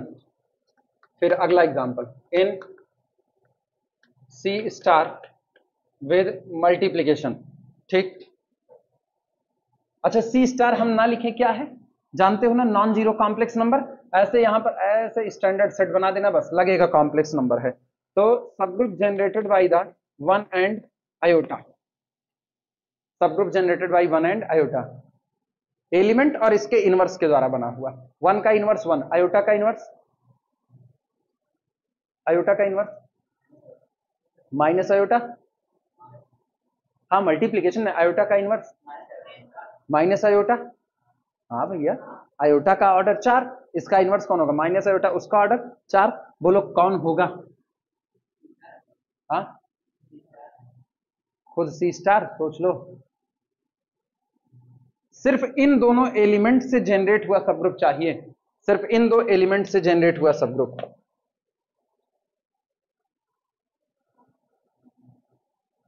भाई मेरे थमो जरा, रुको रुको, यहां बहुत आसान किस्सा है, ये D4 नहीं है, ये कॉम्प्लेक्स की दुनिया है। कह रहे हैं इन दोनों एलिमेंट और इनके इनवर्स से जनरेट हुआ चाहिए, और मुझको पता है कि कुछ नहीं, जनरेटेड बाई आयोटा खाली कर दो, काम खत्म हो गया। क्यों? आयोटा का ऑर्डर कितना है? 4, जिसमें आयोटा भी आएगा, 1 भी आएगा, माइनस आयोटा भी आएगा, एक तो एक्स्ट्रा -1 भी आएगा। तो इसका मतलब इन दो एलिमेंट को अपने पास कंटेन करने वाला अगर कोई सबसे छोटा सब ग्रुप होगा, इन दो एलिमेंट को अपने पास कंटेन करने वाला सबसे छोटा सब ग्रुप जो कि ये होता है, वो जनरेटेड बाई आयोटा होगा। 1 -1 आयोटा माइनस आयोटा। याद आया कि नहीं याद आया? नहीं, सब group generated by the 1 and iota is equal to subgroup generated by subgroup generated by 1 comma iota and their inverses सहमत हो कि नहीं सहमत हो? यार हम बार बार आज स्पेलिंग गलत रखे, एंड देयर इनवर्सेस। इसका मतलब ये हुआ कि दैट इज, अर्थात सबग्रुप जनरेटेड बाई किससे किससे, वन का इनवर्स, वन इटसेल्फ, आयोटा का इनवर्स माइनस आयोटा, हाँ या ना, जनरेटेड बाई वन आयोटा, और वन का इनवर्स वन ही होता, लिखने की जरूरत नहीं, और माइनस आयोटा। लेकिन मुझको पता अगर कोई आयोटा से जनरेट होता है तो वो कोई और नहीं होता, 4 ऑर्डर का साइक्लिक ग्रुप होता है, one minus one iota minus iota. तो अपने को कुछ लिखने की जरूरत नहीं, यही लिख दो, काम खत्म। फिर भी भूलने का डर हो तो ये भी लिख सकते हो। अभी सहमत हो, नोट कर लो, पूरा कॉम्प्लेक्स नहीं आएगा अर्पित, समझे।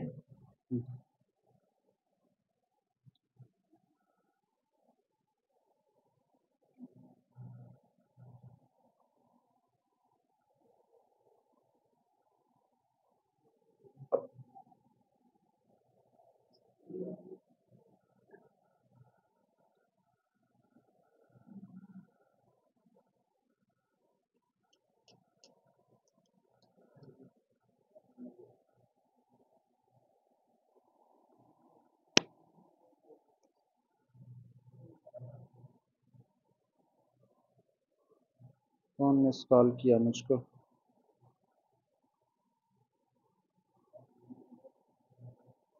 दस मिनट 10 मिनट, तीन मिस कॉल पड़ी हुई है, सही है।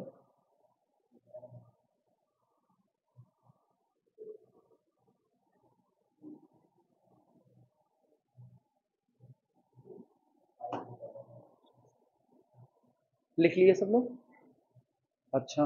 अब एक और बता रहे हैं,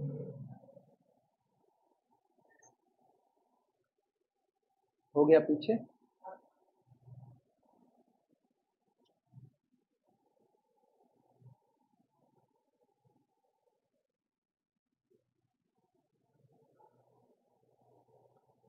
देखना, in R plus real number की दुनिया एडिशन ऑपरेशन के साथ, लिखना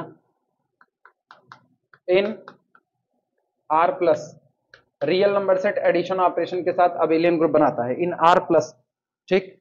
the subgroup generated by 2 pi और अंडर रूट 2 पाई और अंडर रूट 2, एलिमेंट वो होगा कौन, set generated by 2 pi root 2 and their inverses, और इनके इनवर्स की तरह। मतलब कुल मिलाकर के आपको एक ऐसा सेट बनाना है जो इन तीनों को अपने पास कंटेन करे, इन तीनों को अपने पास कंटेन करे और सबग्रुप हो, ये याद रखना, इन तीनों को अपने पास कंटेन करे और सबग्रुप हो, तभी तो कहा गया it is the subgroup generated bye 2 pi और रूट 2।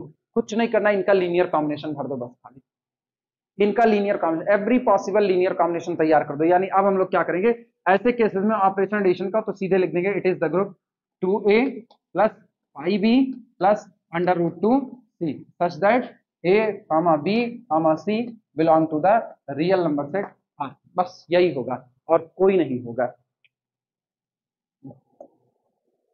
यहां पर कैपिटल S कौन है, here capital S is equal to 2 pi under root, ये रहा, इसमें यही रह जाएगा सीधे सीधे। किस पे, हाँ वो ऑपरेशन मल्टीप्लिकेशन का है ना, इसीलिए वहां पर बवाल है ना। लीनियर कॉम्बिनेशन वाला जो ऑपरेशन है वो केवल एडिशन वाले पे ही हो सकता है, लीनियर कॉम्बिनेशन, मल्टीप्लिकेशन में तो पावर बढ़ जाती है, आप खुद ही करो। लीनियर कॉम्बिनेशन मतलब डिग्री हमेशा कितनी रहनी चाहिए, 1 रहनी चाहिए, वो कंपलसरी है, वो यहां पर हो जाएगा, ठीक। अब तुम अगर चाहो ना तो इसको तुम साबित कर सकते हो, ये ग्रुप होगा आइडेंटिटी बिलोंग करेगा, कैसे, ए बी सी 0 सेट कर दो, बात ही खत्म हो गई, क्लोजर होल्ड करेगा। इसके जैसे दो एलिमेंट ले लो, 2a1 2a2, जोड़ोगे तो 2 बाहर a1 प्लस a2, फिर पाई b1 पाई b2, पाई बाहर b1 प्लस b2, इसी तरीके से वहां से एसोसिएटिविटी आएगी, कोई दिक्कत ही नहीं है। एग्जिस्टेंस ऑफ आइडेंटिटी हो गया। इनवर्स कौन है, ए बी सी सारा नेगेटिव भर दो, ऊपर वाले का इनवर्स आ गया, इसके बाद बस ग्रुप बन गया। अब एलियन होगा ही होगा क्योंकि कम्यूटेटिविटी आर में है तो यहां होगी। क्लियर हुआ, चलो इसके बाद बाकी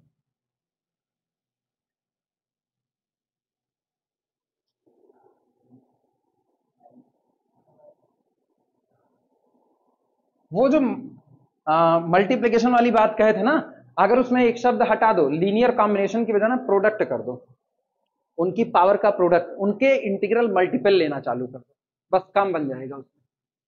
अगर इंटीग्रल मल्टीपल लेना चालू कर दें तो काम बन जाएगा, ठीक। और D4 में भी बचा लेंगे, तब तो हम लोग बचा लेंगे। हाँ, उनके सबके प्रोडक्ट पे पावर चढ़ा देंगे, आराम से बन गया ना। एक बना लेते हैं ना, एक बना लेते, तब अगला है सेंटर ऑफ अ ग्रुप हो जाएगा। लिखना, लैंग्वेज लिखो, इन अ ग्रुप, देखो बन जाएगा, बन जाएगा, टेंशन फ्री रहो। इन a group in which, in a group in विच, बस वहां हम कम्यूटेटिविटी लगाएंगे, वरना लॉ ऑफ एक्सपोनेंट काम नहीं करेगा। D4 में यही दिक्कत आएगी, लॉ ऑफ एक्सपोनेंट काम नहीं करेगा, सबका पेयर देखना पड़ेगा। In a group in which A, B, C and D, commute नहीं करता वहां पे, वहां सब देखना है। हाँ, लिखना, in a group in which A, B, C and D commute with each other, commute with each other. हाँ, 4 लोगों को लिया है, 4 लोग, A, B, C, D, आपस में ये लोग कम्यूट करते हैं। तो subgroup generated by the A, B, C, D is equal to, subgroup generated by the A, B, C and D is equal to, कुछ नहीं करना, it is the set of A to the power P, B to the power Q into करना, into, और फिर into C to the power R into D to the power T, P Q R S कर दे, P Q R S, where P, Q, R, S belong to किससे हो जाएगा, Z से, belong to, हो गया काम अपना, ये बनेगा।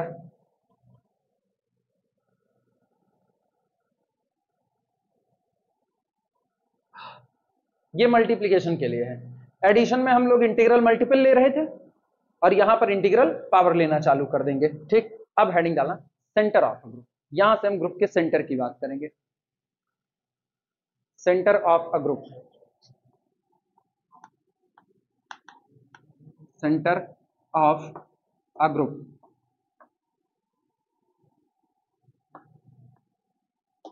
सेंटर ऑफ अ ग्रुप,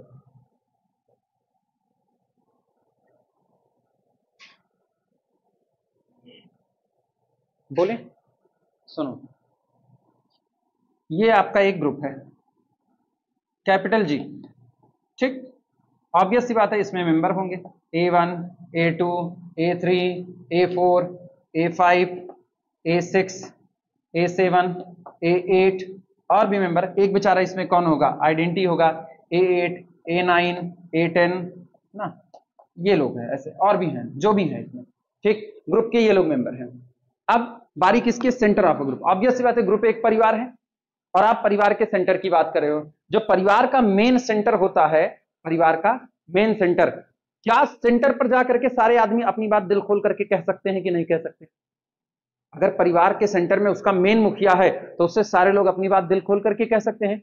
और अगर परिवार के सेंटर में कई लोग आ रहे हैं, जैसे जो मेन ओनर है वो हो गया, उनकी वाइफ हो गई, घर का कोई बड़ा बेटा है, घर की कोई बड़ी बेटी है, ये लोग ऐसे हैं जिनसे परिवार का कोई भी सदस्य अपनी हर प्रॉब्लम को दिल खोल करके कह सकता है, तो ये लोग उस परिवार के मेन सेंटर कहलाते हैं। यानी यहां सेंस ये निकल करके आ रहा है, किसी ग्रुप का सेंटर उन एलिमेंट का झुंड होता है जिन एलिमेंट के साथ ग्रुप के बाकी मेंबर कम्यूट कर जाते हैं। ग्रुप के सारे मेंबर, घर में आप हर किसी से बात कर सको, ये कोई जरूरी नहीं है। बड़ा भाई छोटे भाई से ढंग से बात कर सके, ये कोई जरूरी नहीं है। छोटा भाई बड़े भाई से ढंग से बात कर सके, ये कोई जरूरी नहीं है। कभी कभी आप अपनी तकलीफ घर में बड़े बुजुर्ग से जितने आसानी से कह सकते हो, अपने मम्मी पापा से नहीं कह सकते हो। आपको कोई तकलीफ पड़ी, आप अपने बड़े भाई से कह सकते हो, किसी और से नहीं। तो हर मेंबर सबसे बात नहीं कर सकता। लेकिन अगर घर में कोई एक जगह ऐसी है जहां पर जो लोग मौजूद हैं, उनसे घर का हर मेंबर अपनी बात दिल खोल करके कह सकता है, तो वो लोग सेंटर पॉइंट कहे जाते हैं। तो इसका मतलब, अगर आपको किसी ग्रुप का सेंटर तलाश करना है, तो सेंटर उन एलिमेंट्स का कलेक्शन होता है जिन एलिमेंट्स के साथ बाकी सारे के सारे लोग कम्यूट कर जाते हैं। तो इसका मतलब एक बात तो तय है, कोई और आए ना आए, आइडेंटिटी आएगा, क्योंकि every member can commute with identity. हम जानते हैं कि for all A belong to the capital G, A into E is equal to E into A. Commute करेगा कि नहीं करेगा, आएगा क्या, उससे फर्क नहीं पड़ता है रिजल्ट क्या आएगा, बस इतनी सी बात है, कम्यूट करना चाहिए, कि चाहे लेफ्ट में बैठो चाहे राइट में, वैल्यू में कोई फर्क नहीं आएगा। कम्यूट किया तो इसका मतलब E बिलोंग कर जाएगा किससे, सेंटर से बिलोंग कर जाएगा। अब अगर कोई और मेंबर मिल गया, जैसे there exist A1 belong to the capital G. अगर आपके ग्रुप में A1 है और A1 कैसा है कि for all A belong to the capital G के लिए A1 into A can be written as A into A1, तो क्या सारे मेंबर A1 से कम्यूट कर रहे हैं कि नहीं? तो इसका मतलब A1 भी उठ करके कहां चला आएगा? सेंटर का हिस्सा। हम खास बचा लगा A1 खुद ही कह रहा है हम खास हैं, हमसे हर आदमी अपनी बात कह सकता है, हम सेंटर में मौजूद हैं। किसी आदमी को लोग क्लास मॉनिटर को बार बार पूछे उसको भी एक ईगो हो जाता है कि यार हमसे पूछा जा रहा है ना। तो ऐसे ही हम उन लोगों को खोज रहे हैं जिनके साथ ग्रुप के सारे मेंबर कम्यूट कर जा रहे हैं। ऐसे लोगों का झुंड क्या बना लेगा? सेंटर बना लेगा। The centre of a group is the collection of those elements, the centre of a group is the collection of those elements of the group which can commute with every member of the group, जो group के सारे member के साथ क्या कर जाएं? Commute कर जाएं। क्लियर हुआ? इसका मतलब अब लिखा कैसे जाएगा? Centre is the collection of x such that, ये कैसे एक्स का कलेक्शन है कि a x is equal to x a, किसके लिए? For all A belong to the group capital G. ऐसे लोगों का झुंड है जिनसे ग्रुप के सारे मेंबर कम्यूटेटिविटी का भी है, दिखाते ही दिखाते हैं। क्लियर हुआ? ऐसे हम लोग खोजेंगे एलिमेंट का सेंट्रलाइजर। अभी क्या खोजे? Centre of group. फिर हम किसी एलिमेंट का सेंट्रलाइजर खोजेंगे। एलिमेंट का सेंट्रलाइजर उन लोगों का, हर आदमी अपने जैसे लोगों से बात करता है, तो एलिमेंट का जो सेंट्रलाइजर होता है वो ऐसे लोगों का झुंड होता है जिनसे वो एलिमेंट कम्यूट करे। हम जिनसे बात करते हैं, हम जिनसे खुल करके बतियाते हैं, वो मेरे सेंट्रलाइजर हो जाएंगे। ठीक। और घर का सेंटर कौन है? जहां सारे लोग बात कर सकें, वो जगह घर का सेंटर है। चले लिखा जाए इस बात को। लिखना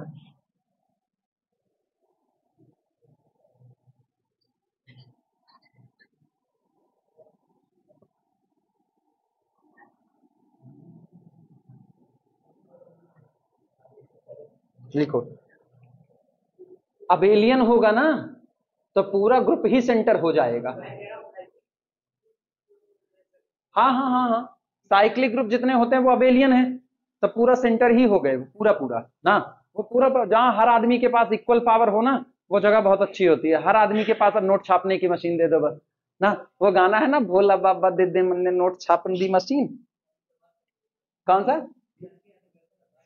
कौन सा? वो अलग बात है, ग्रुप अबेलियन रहेगा बस खाली। चलो लिखना द सेंटर। तब तब वो नवाजुद्दीन सिद्दीकी के हर आदमी कहेगा, कभी कभी लगता है अपनिच भगवान है। सारे अभी द सेंटर, द सेंटर इसको लिखते हैं जेड ऑफ जी ना। सी मत लिखना, सी हम इस्तेमाल करेंगे सेंट्रलाइजर के लिए। The centre Z of G, किसका सेंटर ले रहे हैं? ग्रुप का centre of a group, of a group capital G. ठीक। Is the subset, is the subset, is the subset of elements in G, is the collection होना चाहिए, is the set of those elements होना चाहिए, गलत wording है ना। Is the collection of, सीधे लिखना, is the collection of those elements of G, those collection of those elements of capital G which commute, which commute, which commute with every element of G, with every element, with every element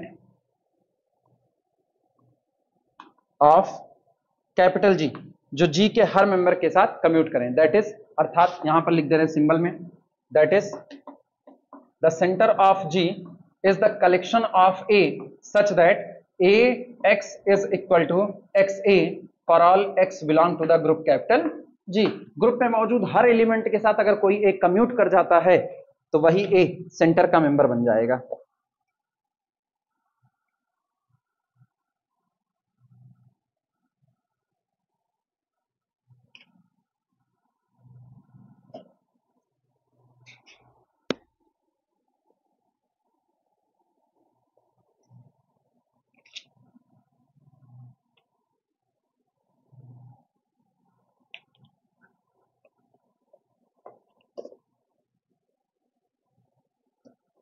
हो गया। अच्छा, ये बात भी तय है, centre कभी भी इम्पटी नहीं हो सकता, क्योंकि कोई और हो ना हो उसमें आइडेंटिटी रहेगा। नोट में लिख लो इस बात को, इतना हो जाए तो नोट बोल दें।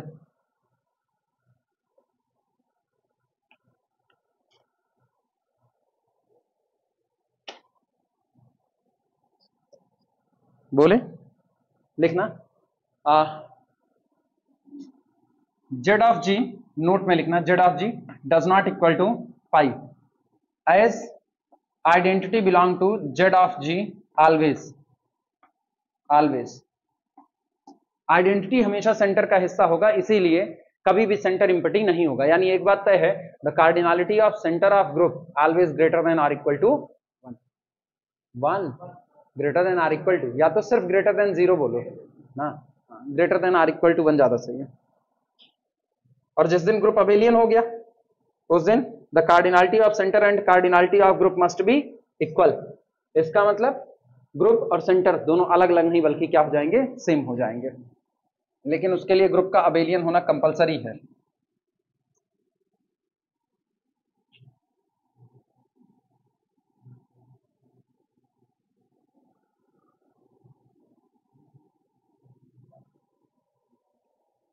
ठीक, थ्योरम लिखना। अब थ्योरम क्या कहती है, ये जो सेंटर बन करके आया ना, किसी भी ग्रुप का जो सेंटर होता है वो भी उस ग्रुप का सब ग्रुप ही होता है। मतलब सेंटर मामूली इंसान नहीं है। अगर आपने किसी भी ग्रुप का सेंटर निकाला, कोई फर्क नहीं पड़ता ग्रुप आपका अबेलियन है या नॉन अबेलियन है, सेंटर जो आएगा वो हमेशा एक सब ग्रुप होगा। और गौर करो, सेंटर हमेशा और हमेशा अबेलियन सब ग्रुप होगा। ग्रुप आपका अबेलियन हो ना हो, लेकिन सेंटर हमेशा उसका अबेलियन सब ग्रुप होगा। क्यों? सेंटर में जा ही वो रहा है जो सबके साथ कम्यूटेटिविटी दिखाता है। भैया मेरे जो सबके साथ कम्यूटेटिव दिखाता है, अपने साथ दिखाएगा कि नहीं दिखाएगा? तभी तो गया सेंटर के पास। इसका मतलब है अगर खुद आइडेंटिटी अकेला आया तो अबेलियन, उससे ज्यादा आए तो इसलिए वहां पर आए क्योंकि वो सबके साथ कम्यूट कर रहे थे, तो वो खुद के साथ भी कम्यूट करेंगे, वहां मौजूद बाकी मेंबर के साथ भी कम्यूट करेंगे। तो सेंटर किसी भी ग्रुप का कभी भी नॉन अबेलियन नहीं होता है, वो हमेशा क्या होगा, अबेलियन होगा। लिखना थ्योरम 3.5, थ्योरम 3.5,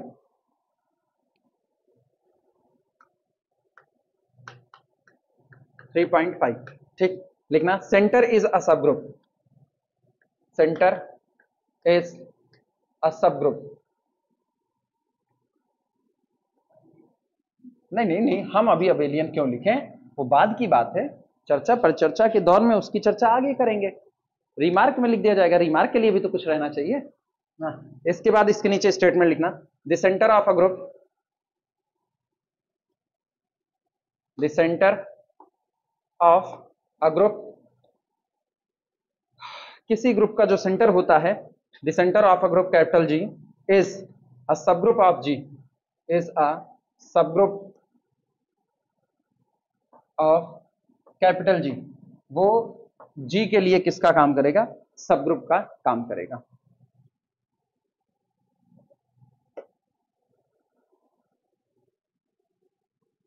प्रूफ, मर्जी हो प्रूफ दिखाया जाए, मर्जी हो प्रूफ ना दिखाया जाए, दोनों बातें हैं। ठीक, ऐसे दिखा दे रहे हैं। 1 स्टेप 2 स्टेप किस में ज्यादा आसान पड़ेगा वो देख लेते हैं। सबसे पहले क्लियरली, स्पष्टता, clearly Z of G does not equal to pi as identity belong to the Z of G, होगा ही होगा। So let a comma b belong to the Z of G. माना ए और बी दोनों किसके हिस्से हैं, सेंटर के हिस्से हैं। अगर ये दोनों सेंटर के हिस्से हैं तो इसका मतलब तय हो चुका है कि this implies that A x is equal to x A for all x belong to the capital G. सहमत हो? हर एलिमेंट से कम्यूट करेगा, बी सेंटर का है तो हर एलिमेंट से कम्यूट करेगा, यानी b x is equal to x b for all small x belong to the capital G.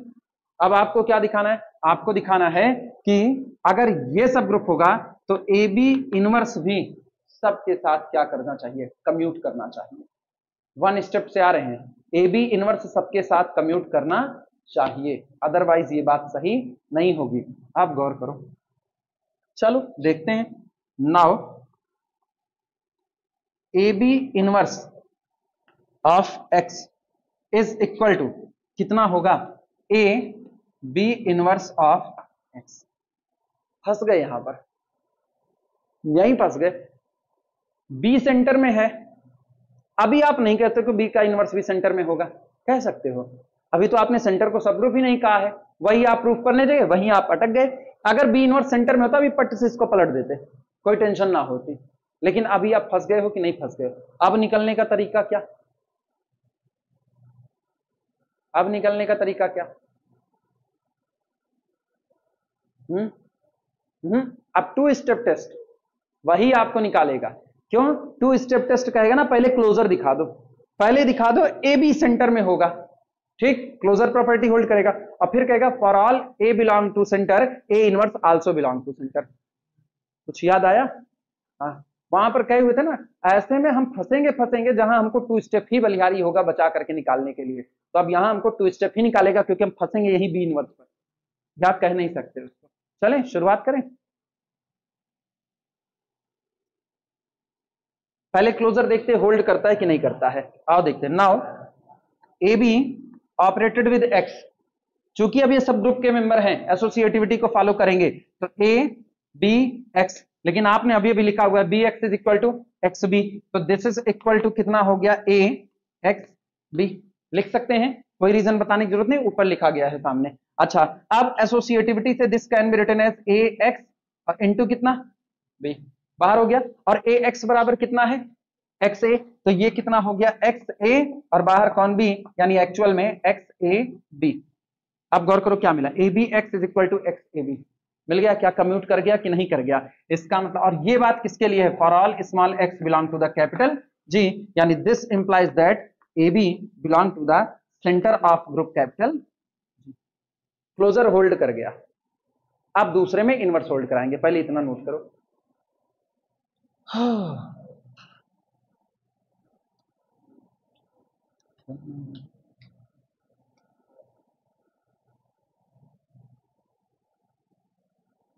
ऐसे प्रूफ जरूरी हो जाते हैं कभी कभी, अब इनको छोड़ के नहीं भागा जा सकता कि बस खाली मुंह जबानी कह दो और निकल जाओ, फिर तो ऐसे कह दें अलजेब्रा अलजेब्रा अलजेब्रा निकल जाओ।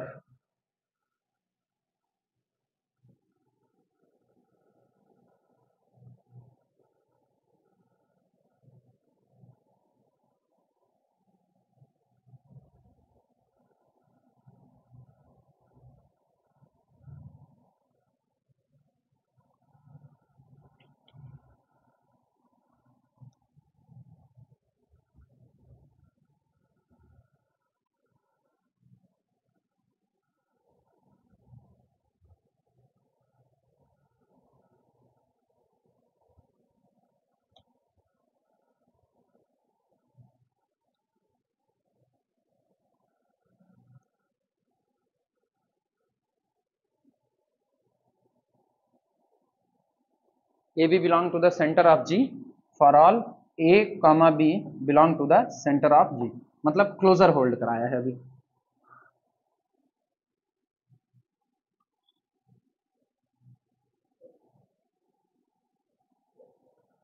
हो गया, सुनो इधर मिटाएं मिटाएं कुछ नहीं, वो पूरा आ रहा है उधर तक आ रहा है, बस ठीक, काम हो जाएगा मेरा। अब सुनो, अब आपको क्या दिखाना है, अब आपको दिखाना है कि अगर ए सेंटर में होगा तो ए का इनवर्स भी सेंटर में होगा, यानी now we prove that if a is commute with every element of the group then a inverse is also commute with every member of the. अब इसको कैसे दिखाएंगे, अगेन अगेन इफ यदि x belong to the group capital G then x inverse also belong to the capital G। हाँ या ना भाई, हर element का इनवर्स उसके पास होगा, और x आर्बिट्री मेंबर है, तो आओ चलो, एक बात पता है, ए इनवर्स के बारे में कुछ नहीं पता, ए के बारे में पता है कि आप सेंटर का हिस्सा हो। नाउ अब अपने को पता है A X inverse is equal to X inverse A, सहमत हो कि नहीं? इसके लिए for all X inverse belong to the लिखा जा सकता है। अच्छा, या आप ऐसा कहो for all x belong to capital D, आपने तब भी तो गलत नहीं कहा भाई, अगर एक्स है तो एक्स इनवर्स है, तो ये बात आप किसकी वजह से लिख रहे हो भाई, एक्स का इनवर्स ही तो आपने लगाया, तो हर एक्स के लिए उसके इनवर्स के साथ ए कम्यूट करेगा, यानी इस बात में कोई गड़बड़ी नहीं है। For every x belong to the capital G a commute with their inverse, उसके इनवर्स से कम्यूट करेगा। अब आप एक काम करो, दोनों साइड का होल इनवर्स कर लो, तो this implies that A X inverse का whole inverse is equal to X inverse A का होल इनवर्स। और ये बात आपने किसके लिए कही? For all x belong to the capital G. हाँ या ना? अच्छा रुके रहना जरा।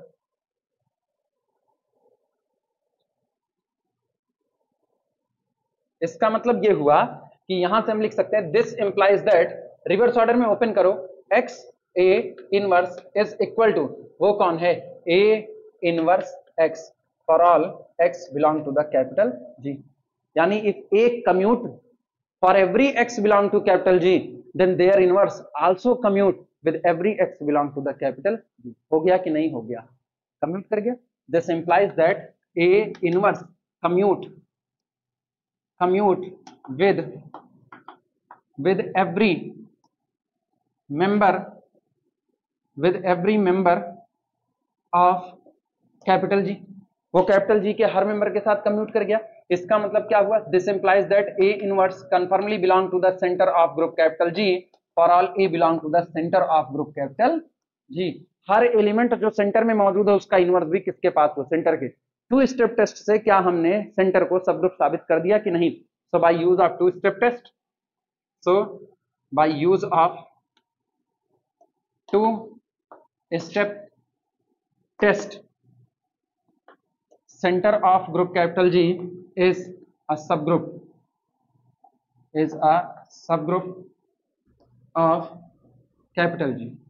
वो ग्रुप कैपिटल जी का क्या बन चुका है? एक सब ग्रुप बन चुका है। हो गया ये भी।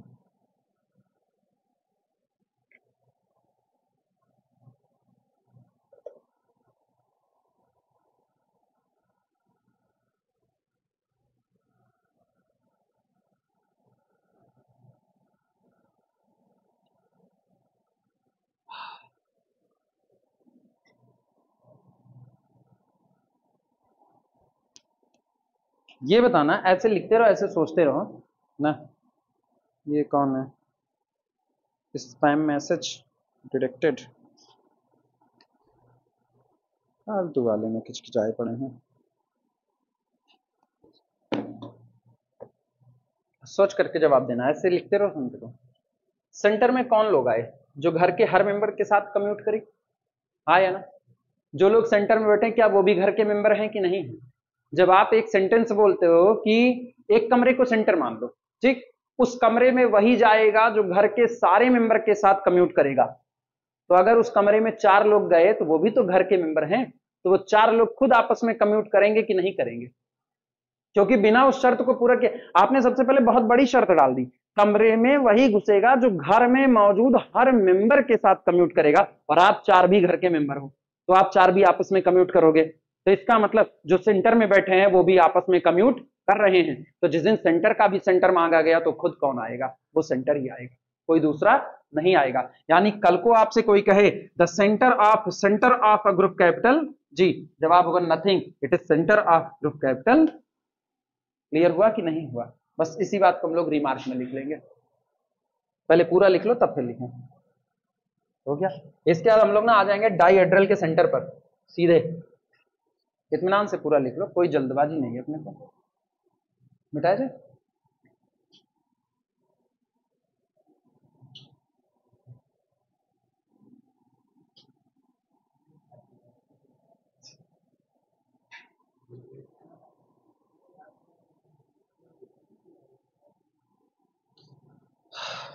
दशहरा वशहरा की अभी छुट्टी पड़ेगी इधर ना, या कुछ और दीपावली उपाली जो भी छुट्टियां, अभी कई छुट्टियां आएंगी ना। आपकी कोई छुट्टी पड़ती है तो दिन में तुम लोगों को खींच करके 3 घंटे 4 घंटे एक्स्ट्रा क्लास पढ़ाते हैं, क्योंकि न्यूमेरिकल इसके लिखाने हैं, मतलब कराने हैं। लिखाने क्या है? वो न्यूमेरिकल कराएंगे, उसके बाद ही कुछ काम बनेगा। अरे कुछ ज्यादा मुश्किल नहीं, मतलब अपने लोग साइक्लिक परम्यूटेशन दो, होमोमॉर्फिज्म, बस इतने में निपटारा हो जाएगा, और ज्यादा जाना नहीं है। तो साइक्लिक ग्रुप हो जाएगा, परम्यूटेशन हो जाएगा, होमोमॉर्फिज्म उसके बाद उठा करके उसके सवाल कर लेंगे, इतने में ही काम है। डायरेक्ट प्रोडक्ट तुमको नहीं पढ़ना, टेंशन फ्री रहो। फैक्टर ग्रुप तुमको नहीं पढ़ना, वहां से भी तुम बेफिक्र रहो, वो सब कुछ तुम्हारे हिस्से में नहीं आ रहा है। तुम्हारा केवल और केवल 4 चैप्टर तक का जो है उसी में होमोमॉर्फिज्म और बढ़ जा रहा है, इतने है, क्योंकि वो जरूरी है। कुछ लिखा है नोट में कि नहीं लिखा है? रिमार्क में लिखा ना, रिमार्क में, रिमार्क देखना, the centre of group capital G is equal to again centre of group capital G। ठीक, इसका मतलब क्या हुआ? इसका मतलब ये हुआ कि ये पहला रिमार्क है। दूसरा रिमार्क सुनना, सेकंड, अगर कोई तुमसे सेंटर के सेंटर की कार्डिनलिटी मांगे, the cardinality of centre of group capital G, it is nothing, it is equal to the cardinality of centre of group capital G। हाँ या ना? लेकिन मुझको पता है सेंटर या तो ग्रुप के बराबर हो जाएगा और या तो उससे कम रहेगा, यानी this is less than or equal to the cardinality of capital. ग्रुप के ऑर्डर से या तो छोटा होगा और या तो बराबर हो जाएगा।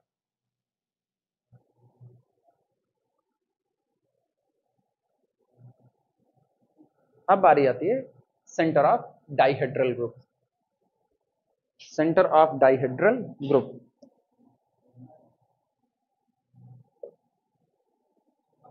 Centre of dihedral group,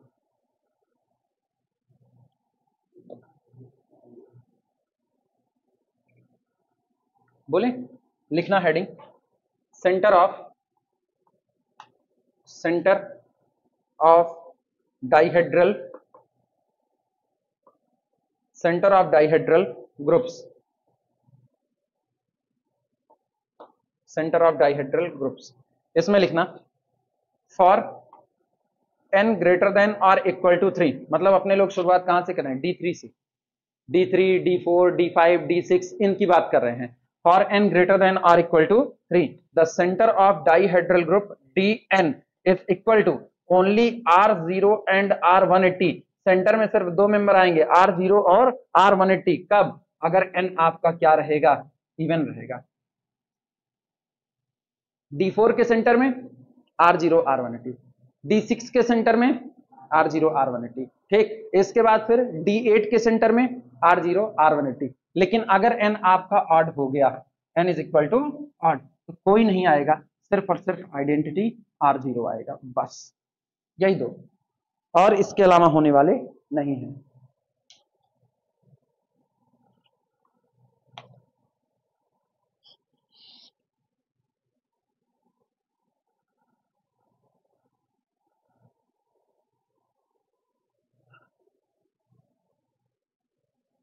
actually होगा क्या अब इसमें ना, अगर इसकी सर्चिंग करनी हो अपने को तो इसकी सर्चिंग ऐसे होती है, ये लिख लो तब करें।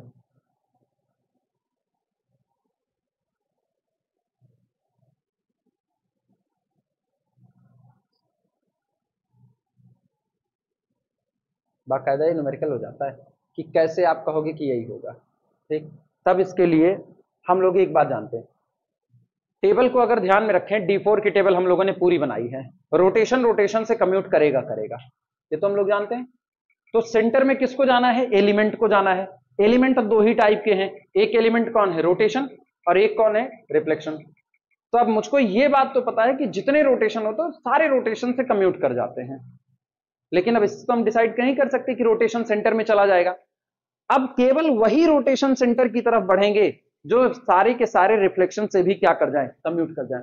तो हमको सिर्फ ये पता करना है कि कौन कौन से रोटेशंस होते हैं जो सारे रिफ्लेक्शन से कम्यूट करते हैं, एक दो से नहीं, सारे के सारे रिफ्लेक्शन से कम्यूट करते हैं। और मेरी मदद वही दो इक्वेशंस करेंगे जो हम लोगों ने निकाला था, आर, वो आर की पावर के एफ, याद आ रहा है? दो इक्वेशन किए थे ना, आर की power k F is equal to F R to the power minus k, याद आया? ठीक, जिसमें हम लोग पहले क्या किए थे? दो रिफ्लेक्शन के बीच में रोटेशन को सैंडविच किए थे, और फिर दो रोटेशन के बीच में रिफ्लेक्शन को सैंडविच किए थे, और उसकी मदद से हम लोगों ने एक रिजल्ट साबित किया। तो वहीं से पता चलेगा कि इवन के केसेस में ये होगा और ऑड के केसेस में ये होगा। फटाफट निपटा दिया रहे थे, चलो।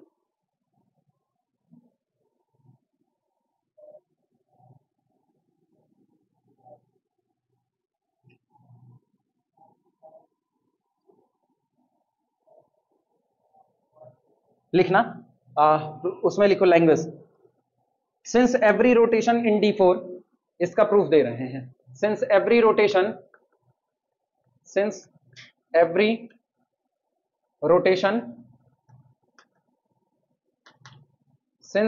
Rotation in D N, D4 बार बार निकल रहा है मुझसे, in since every rotation in DN, general की बात करना ना, DN में जितने भी रोटेशंस मौजूद हैं, ठीक, is a power of, is a power of,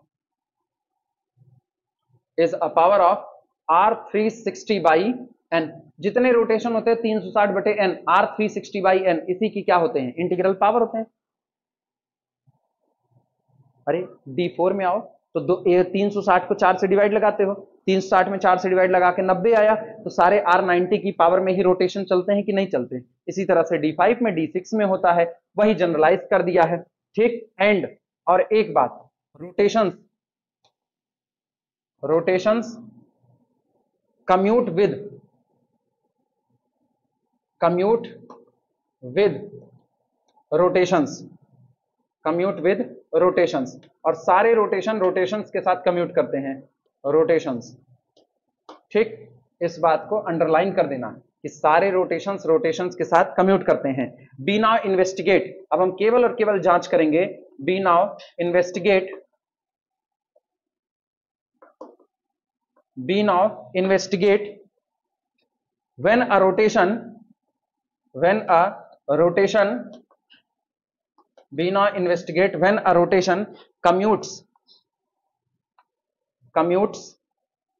with a reflection, with a reflection। अब हम सिर्फ और सिर्फ इतनी जांच करेंगे कि कब होगा कि एक रोटेशन रिफ्लेक्शंस के साथ क्या कर जाए, कम्यूट कर जाए।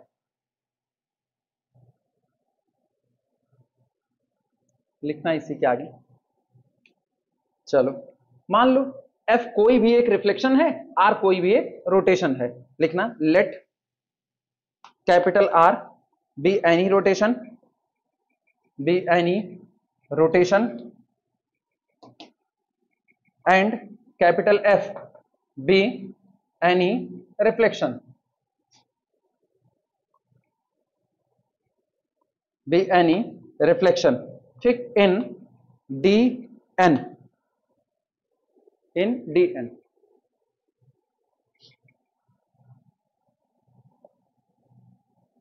अच्छा, आप पता है रोटेशन रिफ्लेक्शन के साथ मर्ज होगा तो रिजल्ट में क्या बनाएगा, रिजल्ट में क्या बनाएगा, रिफ्लेक्शन ही बनाएगा, और every reflection itself own inverse. लिखना इसी बात को, बोलें, लिखना since RF is reflections, since RF यानी रोटेशन को रिफ्लेक्शन से अटैच कर दिया, RF is reflection, is reflection, so इसलिए RF is equal to RF का होल इनवर्स, आयन, RF is equal to RF का होल इनवर्स। और यहां से मेरे को पता चलता है कि यहां से this implies that F inverse R inverse, लेकिन every reflection itself own inverse. तो आपको मिला क्या, आपको मिला RF is equal to F R inverse. हो गई गड़बड़ी यहीं पर, RF is equal to F R inverse. Rotation shift तो हुआ राइट साइड से लेफ्ट, सॉरी रिफ्लेक्शन राइट से लेफ्ट में शिफ्ट हुआ, रोटेशन अपना रूप बदल लिया।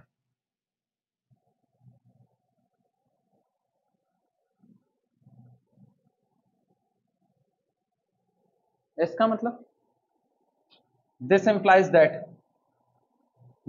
दैट यहां से एक बात तय हो गई कि RF is equal to FR, FR ये दोनों कम्यूट करेंगे इफ एंड ओनली इफ, केवल और केवल तब, ये दोनों केवल और केवल तब कम्यूट करेंगे, यहां गौर करना, जब R is equal to R inverse, otherwise करने वाले नहीं है, ठीक। RF is equal to FR is equal to R is equal to R inverse. लेकिन कोई भी रोटेशन अपना खुद का इनवर्स केवल दो कैटेगरी में होता है, या तो वो आइडेंटिटी हो या तो वो R180 हो, ठीक। बट लेकिन R inverse is equal to R if and only if, केवल और केवल तब, either R is equal to R0 और अथवा R is equal to R180। इन दो को, यानी सेंटर में एक बात तो तय हो गई, सेंटर में इन दोनों को छोड़ के कोई और जाएगा भी नहीं, सेंटर में इन दोनों को छोड़ के कोई और नहीं जाएगा, इसीलिए सेंटर में या तो R0 R180 साथ साथ जाएंगे और या तो कोई एक अकेला जाएगा।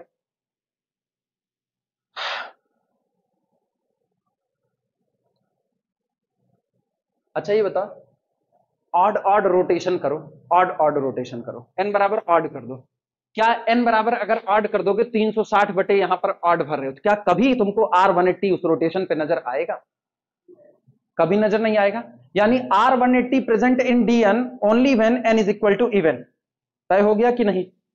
ऑड होगा तो R180 प्रेजेंट। एक तरफ तो आप ये कह रहे हो भाई सेंटर में हमको जाना है, लेकिन हम सेंटर में तभी जाएंगे जब मेरी वैल्यू R0 R180 होगी।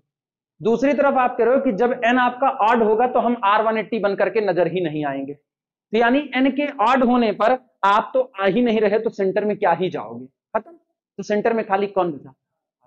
और अगर इवन होगा तो आप जरूर नजर आओगे, हर बार आप नजर आओगे, और जब इवन पर नजर आओगे तो आप तो सेंटर में जा ही रहे हो, ये तो जाएगा ही जाएगा, आइडेंटिटी को कोई छोड़ नहीं सकता। यानी इवन पर R0 R180 और ऑड पर कौन हो गया? केवल R0। क्लियर हो गया? लाइन चेंज करके केवल थ्योरी लिखना, बोले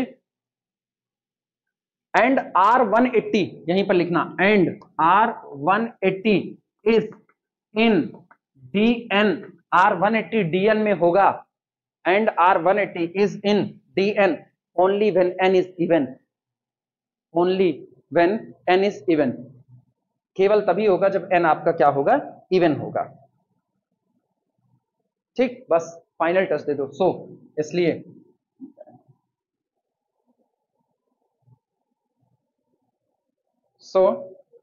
centre of dn is equal to, centre of dn is equal to R0 R180। ठीक, जब n is equal to even, और तय बात है केवल और केवल R0 जब n is equal to odd. हो गया सेंटर। समझ आया? उसी रिलेशन से हम सारा काम यहां पर कर लिए। ठीक, नोट कर लो इसको।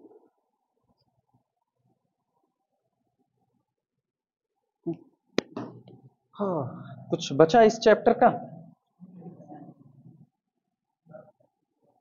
हाँ।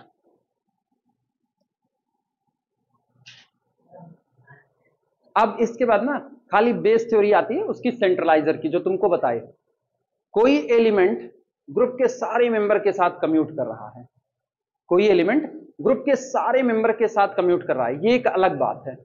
और ग्रुप के किसी मेंबर के साथ सारे लोग कम्यूट कर रहे हैं, ये एक अलग बात है। फिर से वापस सुनना, कोई मेंबर ग्रुप के सारे मेंबर के साथ कम्यूटेटिविटी दिखा रहा है।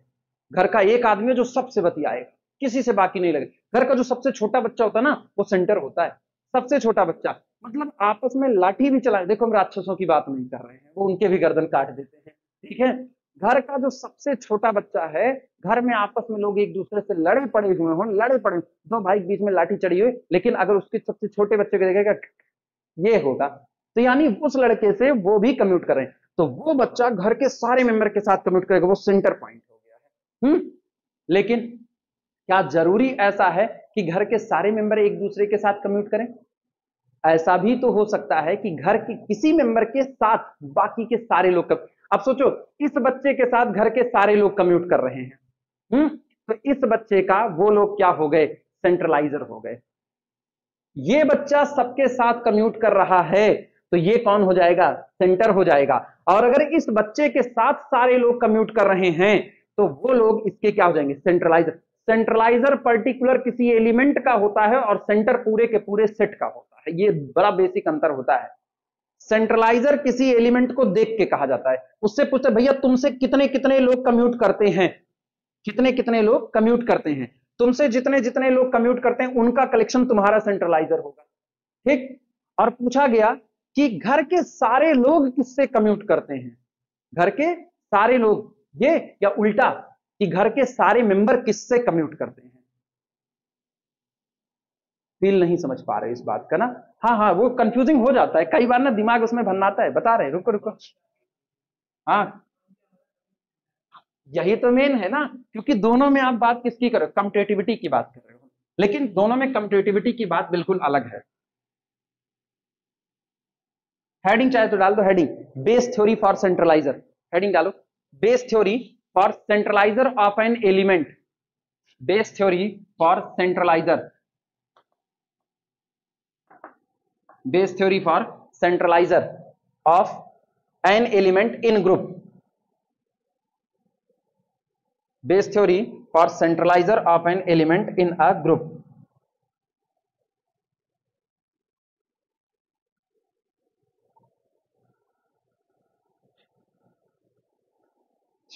सुनो, ये आपका ग्रुप है, ये ग्रुप है, हम यहीं पर सेंटर बना दे रहे हैं, ये आपका सेंटर है। मतलब यहां अगर कोई आता है ग्रुप का मेंबर, जैसे मैंने कहा ग्रुप का मेंबर कौन है जी, वो अगर यहां आ रहा है तो यहां जितने मेंबर बैठे हैं G1, G2, G3, G4, G5, जितने मेंबर बैठे हैं, G1 बिहेव रख रहा है कि GI is equal to GIG for all GI belong to the. अगर कोई सेंटर में घुसना चाहता है तो उसको घर के सारे मेंबर के साथ कम्यूटेटिव होना पड़ेगा, सही बात है। तो ऐसे लोग सेंटर हो गए। अब आया, हम इसी एलिमेंट को पूछ रहे हैं, इसी एलिमेंट को कह रहे तुम्हारा सेंट्रलाइजर कौन है, तो ये कहेगा जो लोग मुझसे कम्यूट करते हैं बस वही मेरा सेंट्रलाइजर, और के मुझसे कोई मतलब नहीं, बाकी पूरी दुनिया जाए भाड़ में। जो G2 के साथ कम्यूट करेगा सिर्फ वही G2 का सेंट्रलाइजर कहलाएगा। तो हम लिखते हैं सेंट्रलाइजर ऑफ G2, सेंट्रलाइजर ऑफ G2। अब सोचो, मैंने जब सेंटर निकाला तो मैंने ग्रुप के सारे मेंबर को देख करके निकाला, तो जब सेंटर निकलता है तो पूरे सेट का निकलता है, और जब सेंट्रलाइजर निकलता है तो सेट के किसी पर्टिकुलर एक मेंबर का निकलता है। और सेंट्रलाइजर में घुसने की हैसियत केवल उन्हीं लोगों की है जो G2 की, और किसी के साथ आप कम्यूट करो ना करो, लेकिन G2 के साथ करना चाहिए। एक घर में दो फाड़ हो गए, बंटवारा हो गया, झगड़ा हो गई, मारपीट चल गई, लेकिन एक आदमी ऐसा होगा जो उनके यहां भी जाएगा और इनके यहाँ शादी वादी तय होती है, जो बरदखा होता है ना, वो कौन होता है, उनके यहां भी जाता है और इनके यहां भी, दोनों के यहां पर जाता है, तो वो दोनों से कम्यूट कर सकता है। इसका मतलब किसी का, अगर आप किसी का सेंट्रलाइजर खोज रहे हो तो सोचो किसी का सेंट्रलाइजर खोज रहे हो तो केवल उन्हीं लोगों को तलाश करना जो इसके साथ क्या कर सकें, मेरे को और को देखना ही नहीं है। मतलब हम जिस मेंबर की तलाश कर रहे हैं वो G1 के साथ कम्यूट करे ना करे मेरे को कोई फर्क नहीं पड़ता, वो G3 के साथ कम्यूट करे ना करे मेरे को कोई फर्क नहीं पड़ता, G4 के साथ करे ना करे कोई फर्क नहीं पड़ता, लेकिन अगर उसने G2 के साथ कम्यूट कर लिया तो वो तुरंत हिस्सा बन जाएगा इसके सेंट्रलाइजर का। यानी it is the collection of x such that, ये केवल उन्हीं एक्स का कलेक्शन है कि x G2 is equal to G2 x and x belong to the group capital G. ग्रुप के सिर्फ वो मेंबर आएंगे जो इस पर्टिकुलर एलिमेंट के साथ कम्यूट कर रहे हैं। क्लियर हुआ? तो ये होता है सेंट्रलाइजर ऑफ एलिमेंट। अब बोलो centralizer of element, centre of group नहीं, सेंट्रलाइजर ऑफ एलिमेंट। अब सोचो घर का सबसे छोटा बच्चा, आ जाओ उसी एग्जांपल पे जिसपे हाथ पांच होते हैं, घर का सबसे छोटा बच्चा, ठीक, चिंटू, इससे सारे लोग बात कर रहे हैं, यानी हर मेंबर इससे कम्यूट कर रहा है, हर मेंबर इससे कम्यूट कर रहा है, तो इसका मतलब जिस दिन इसका सेंट्रलाइजर खोजा जाएगा तो घर के सारे मेंबर शामिल हो जाएंगे कि नहीं, क्योंकि हम इसका सेंट्रलाइजर खोज रहे हैं। लेकिन उसी घर में एक बड़ा बेटा भी है जिससे छोटे बेटे की लड़ाई हुई है, तो क्या बड़े बेटे का सेंट्रलाइजर खोजते वक्त उसमें छोटा बेटा शामिल होगा कि नहीं हो? नहीं, वो कहेगा हमको इनसे बातें नहीं करनी है। तो इसका मतलब उससे जितने लोग बात कर रहे हैं केवल ही हस्बैंड वाइफ के बीच में झगड़ा हो जाए ना तो इनका सेंट्रलाइजर वो नहीं बन सकते हैं, क्योंकि कम्यूट ही नहीं होना है। तो कम्यूट करे, जो कम्यूट करे उसी वही मेरा खास हो जाएगा। अब तुम सोचो अगर हम सेंटर में बैठे एलिमेंट का सेंट्रलाइजर मांग ले तुमसे तो क्या कहोगे? पूरा सेट आएगा, क्योंकि आप सेंटर में गए मतलब आपने सबसे बात की, और अगर आपने सबसे बात की तो इसका मतलब हर मेंबर आपके साथ कम्यूट किया, और हर मेंबर आपके साथ कम्यूट किया तो पूरा ग्रुप ही आपका सेंट्रलाइजर हो जाएगा। तो सेंटर में बैठे एलिमेंट का सेंट्रलाइजर एक दो नहीं, पूरा का पूरा वो ग्रुप आ जाता है। क्लियर हुई ये बातें? लिखाएंगे इसी चीज के बाद में। अभी ये पहले बताओ फील इसका समझ में आया कि नहीं आया? हाँ, सेंटर जब निकालना तो सबको देख करके निकालना, और जब सेंट्रलाइजर निकालना तो पर्टिकुलर एलिमेंट को देख करके निकालना। इसीलिए ना ये छोटी घटना है और ये बड़ी घटना है। छोटी घटनाएं आसानी से निपटाई जा सकती हैं, बड़ी घटनाएं नहीं निपटाई जा सकती हैं। बड़ी घटना, ये वैश्विक परिदृश्य है, सबको देखना है, ठीक है। मोदी जी को विदेश भी जाना है, तब देखना पड़ेगा। यहाँ कौन है? यहाँ खाली अपने जिले का मुख्यमंत्री ना, यहाँ मुख्यमंत्री जी को खाली देखना है, बस इतनी सी बात है इसमें। चले, बस इसी पर रहूंगा।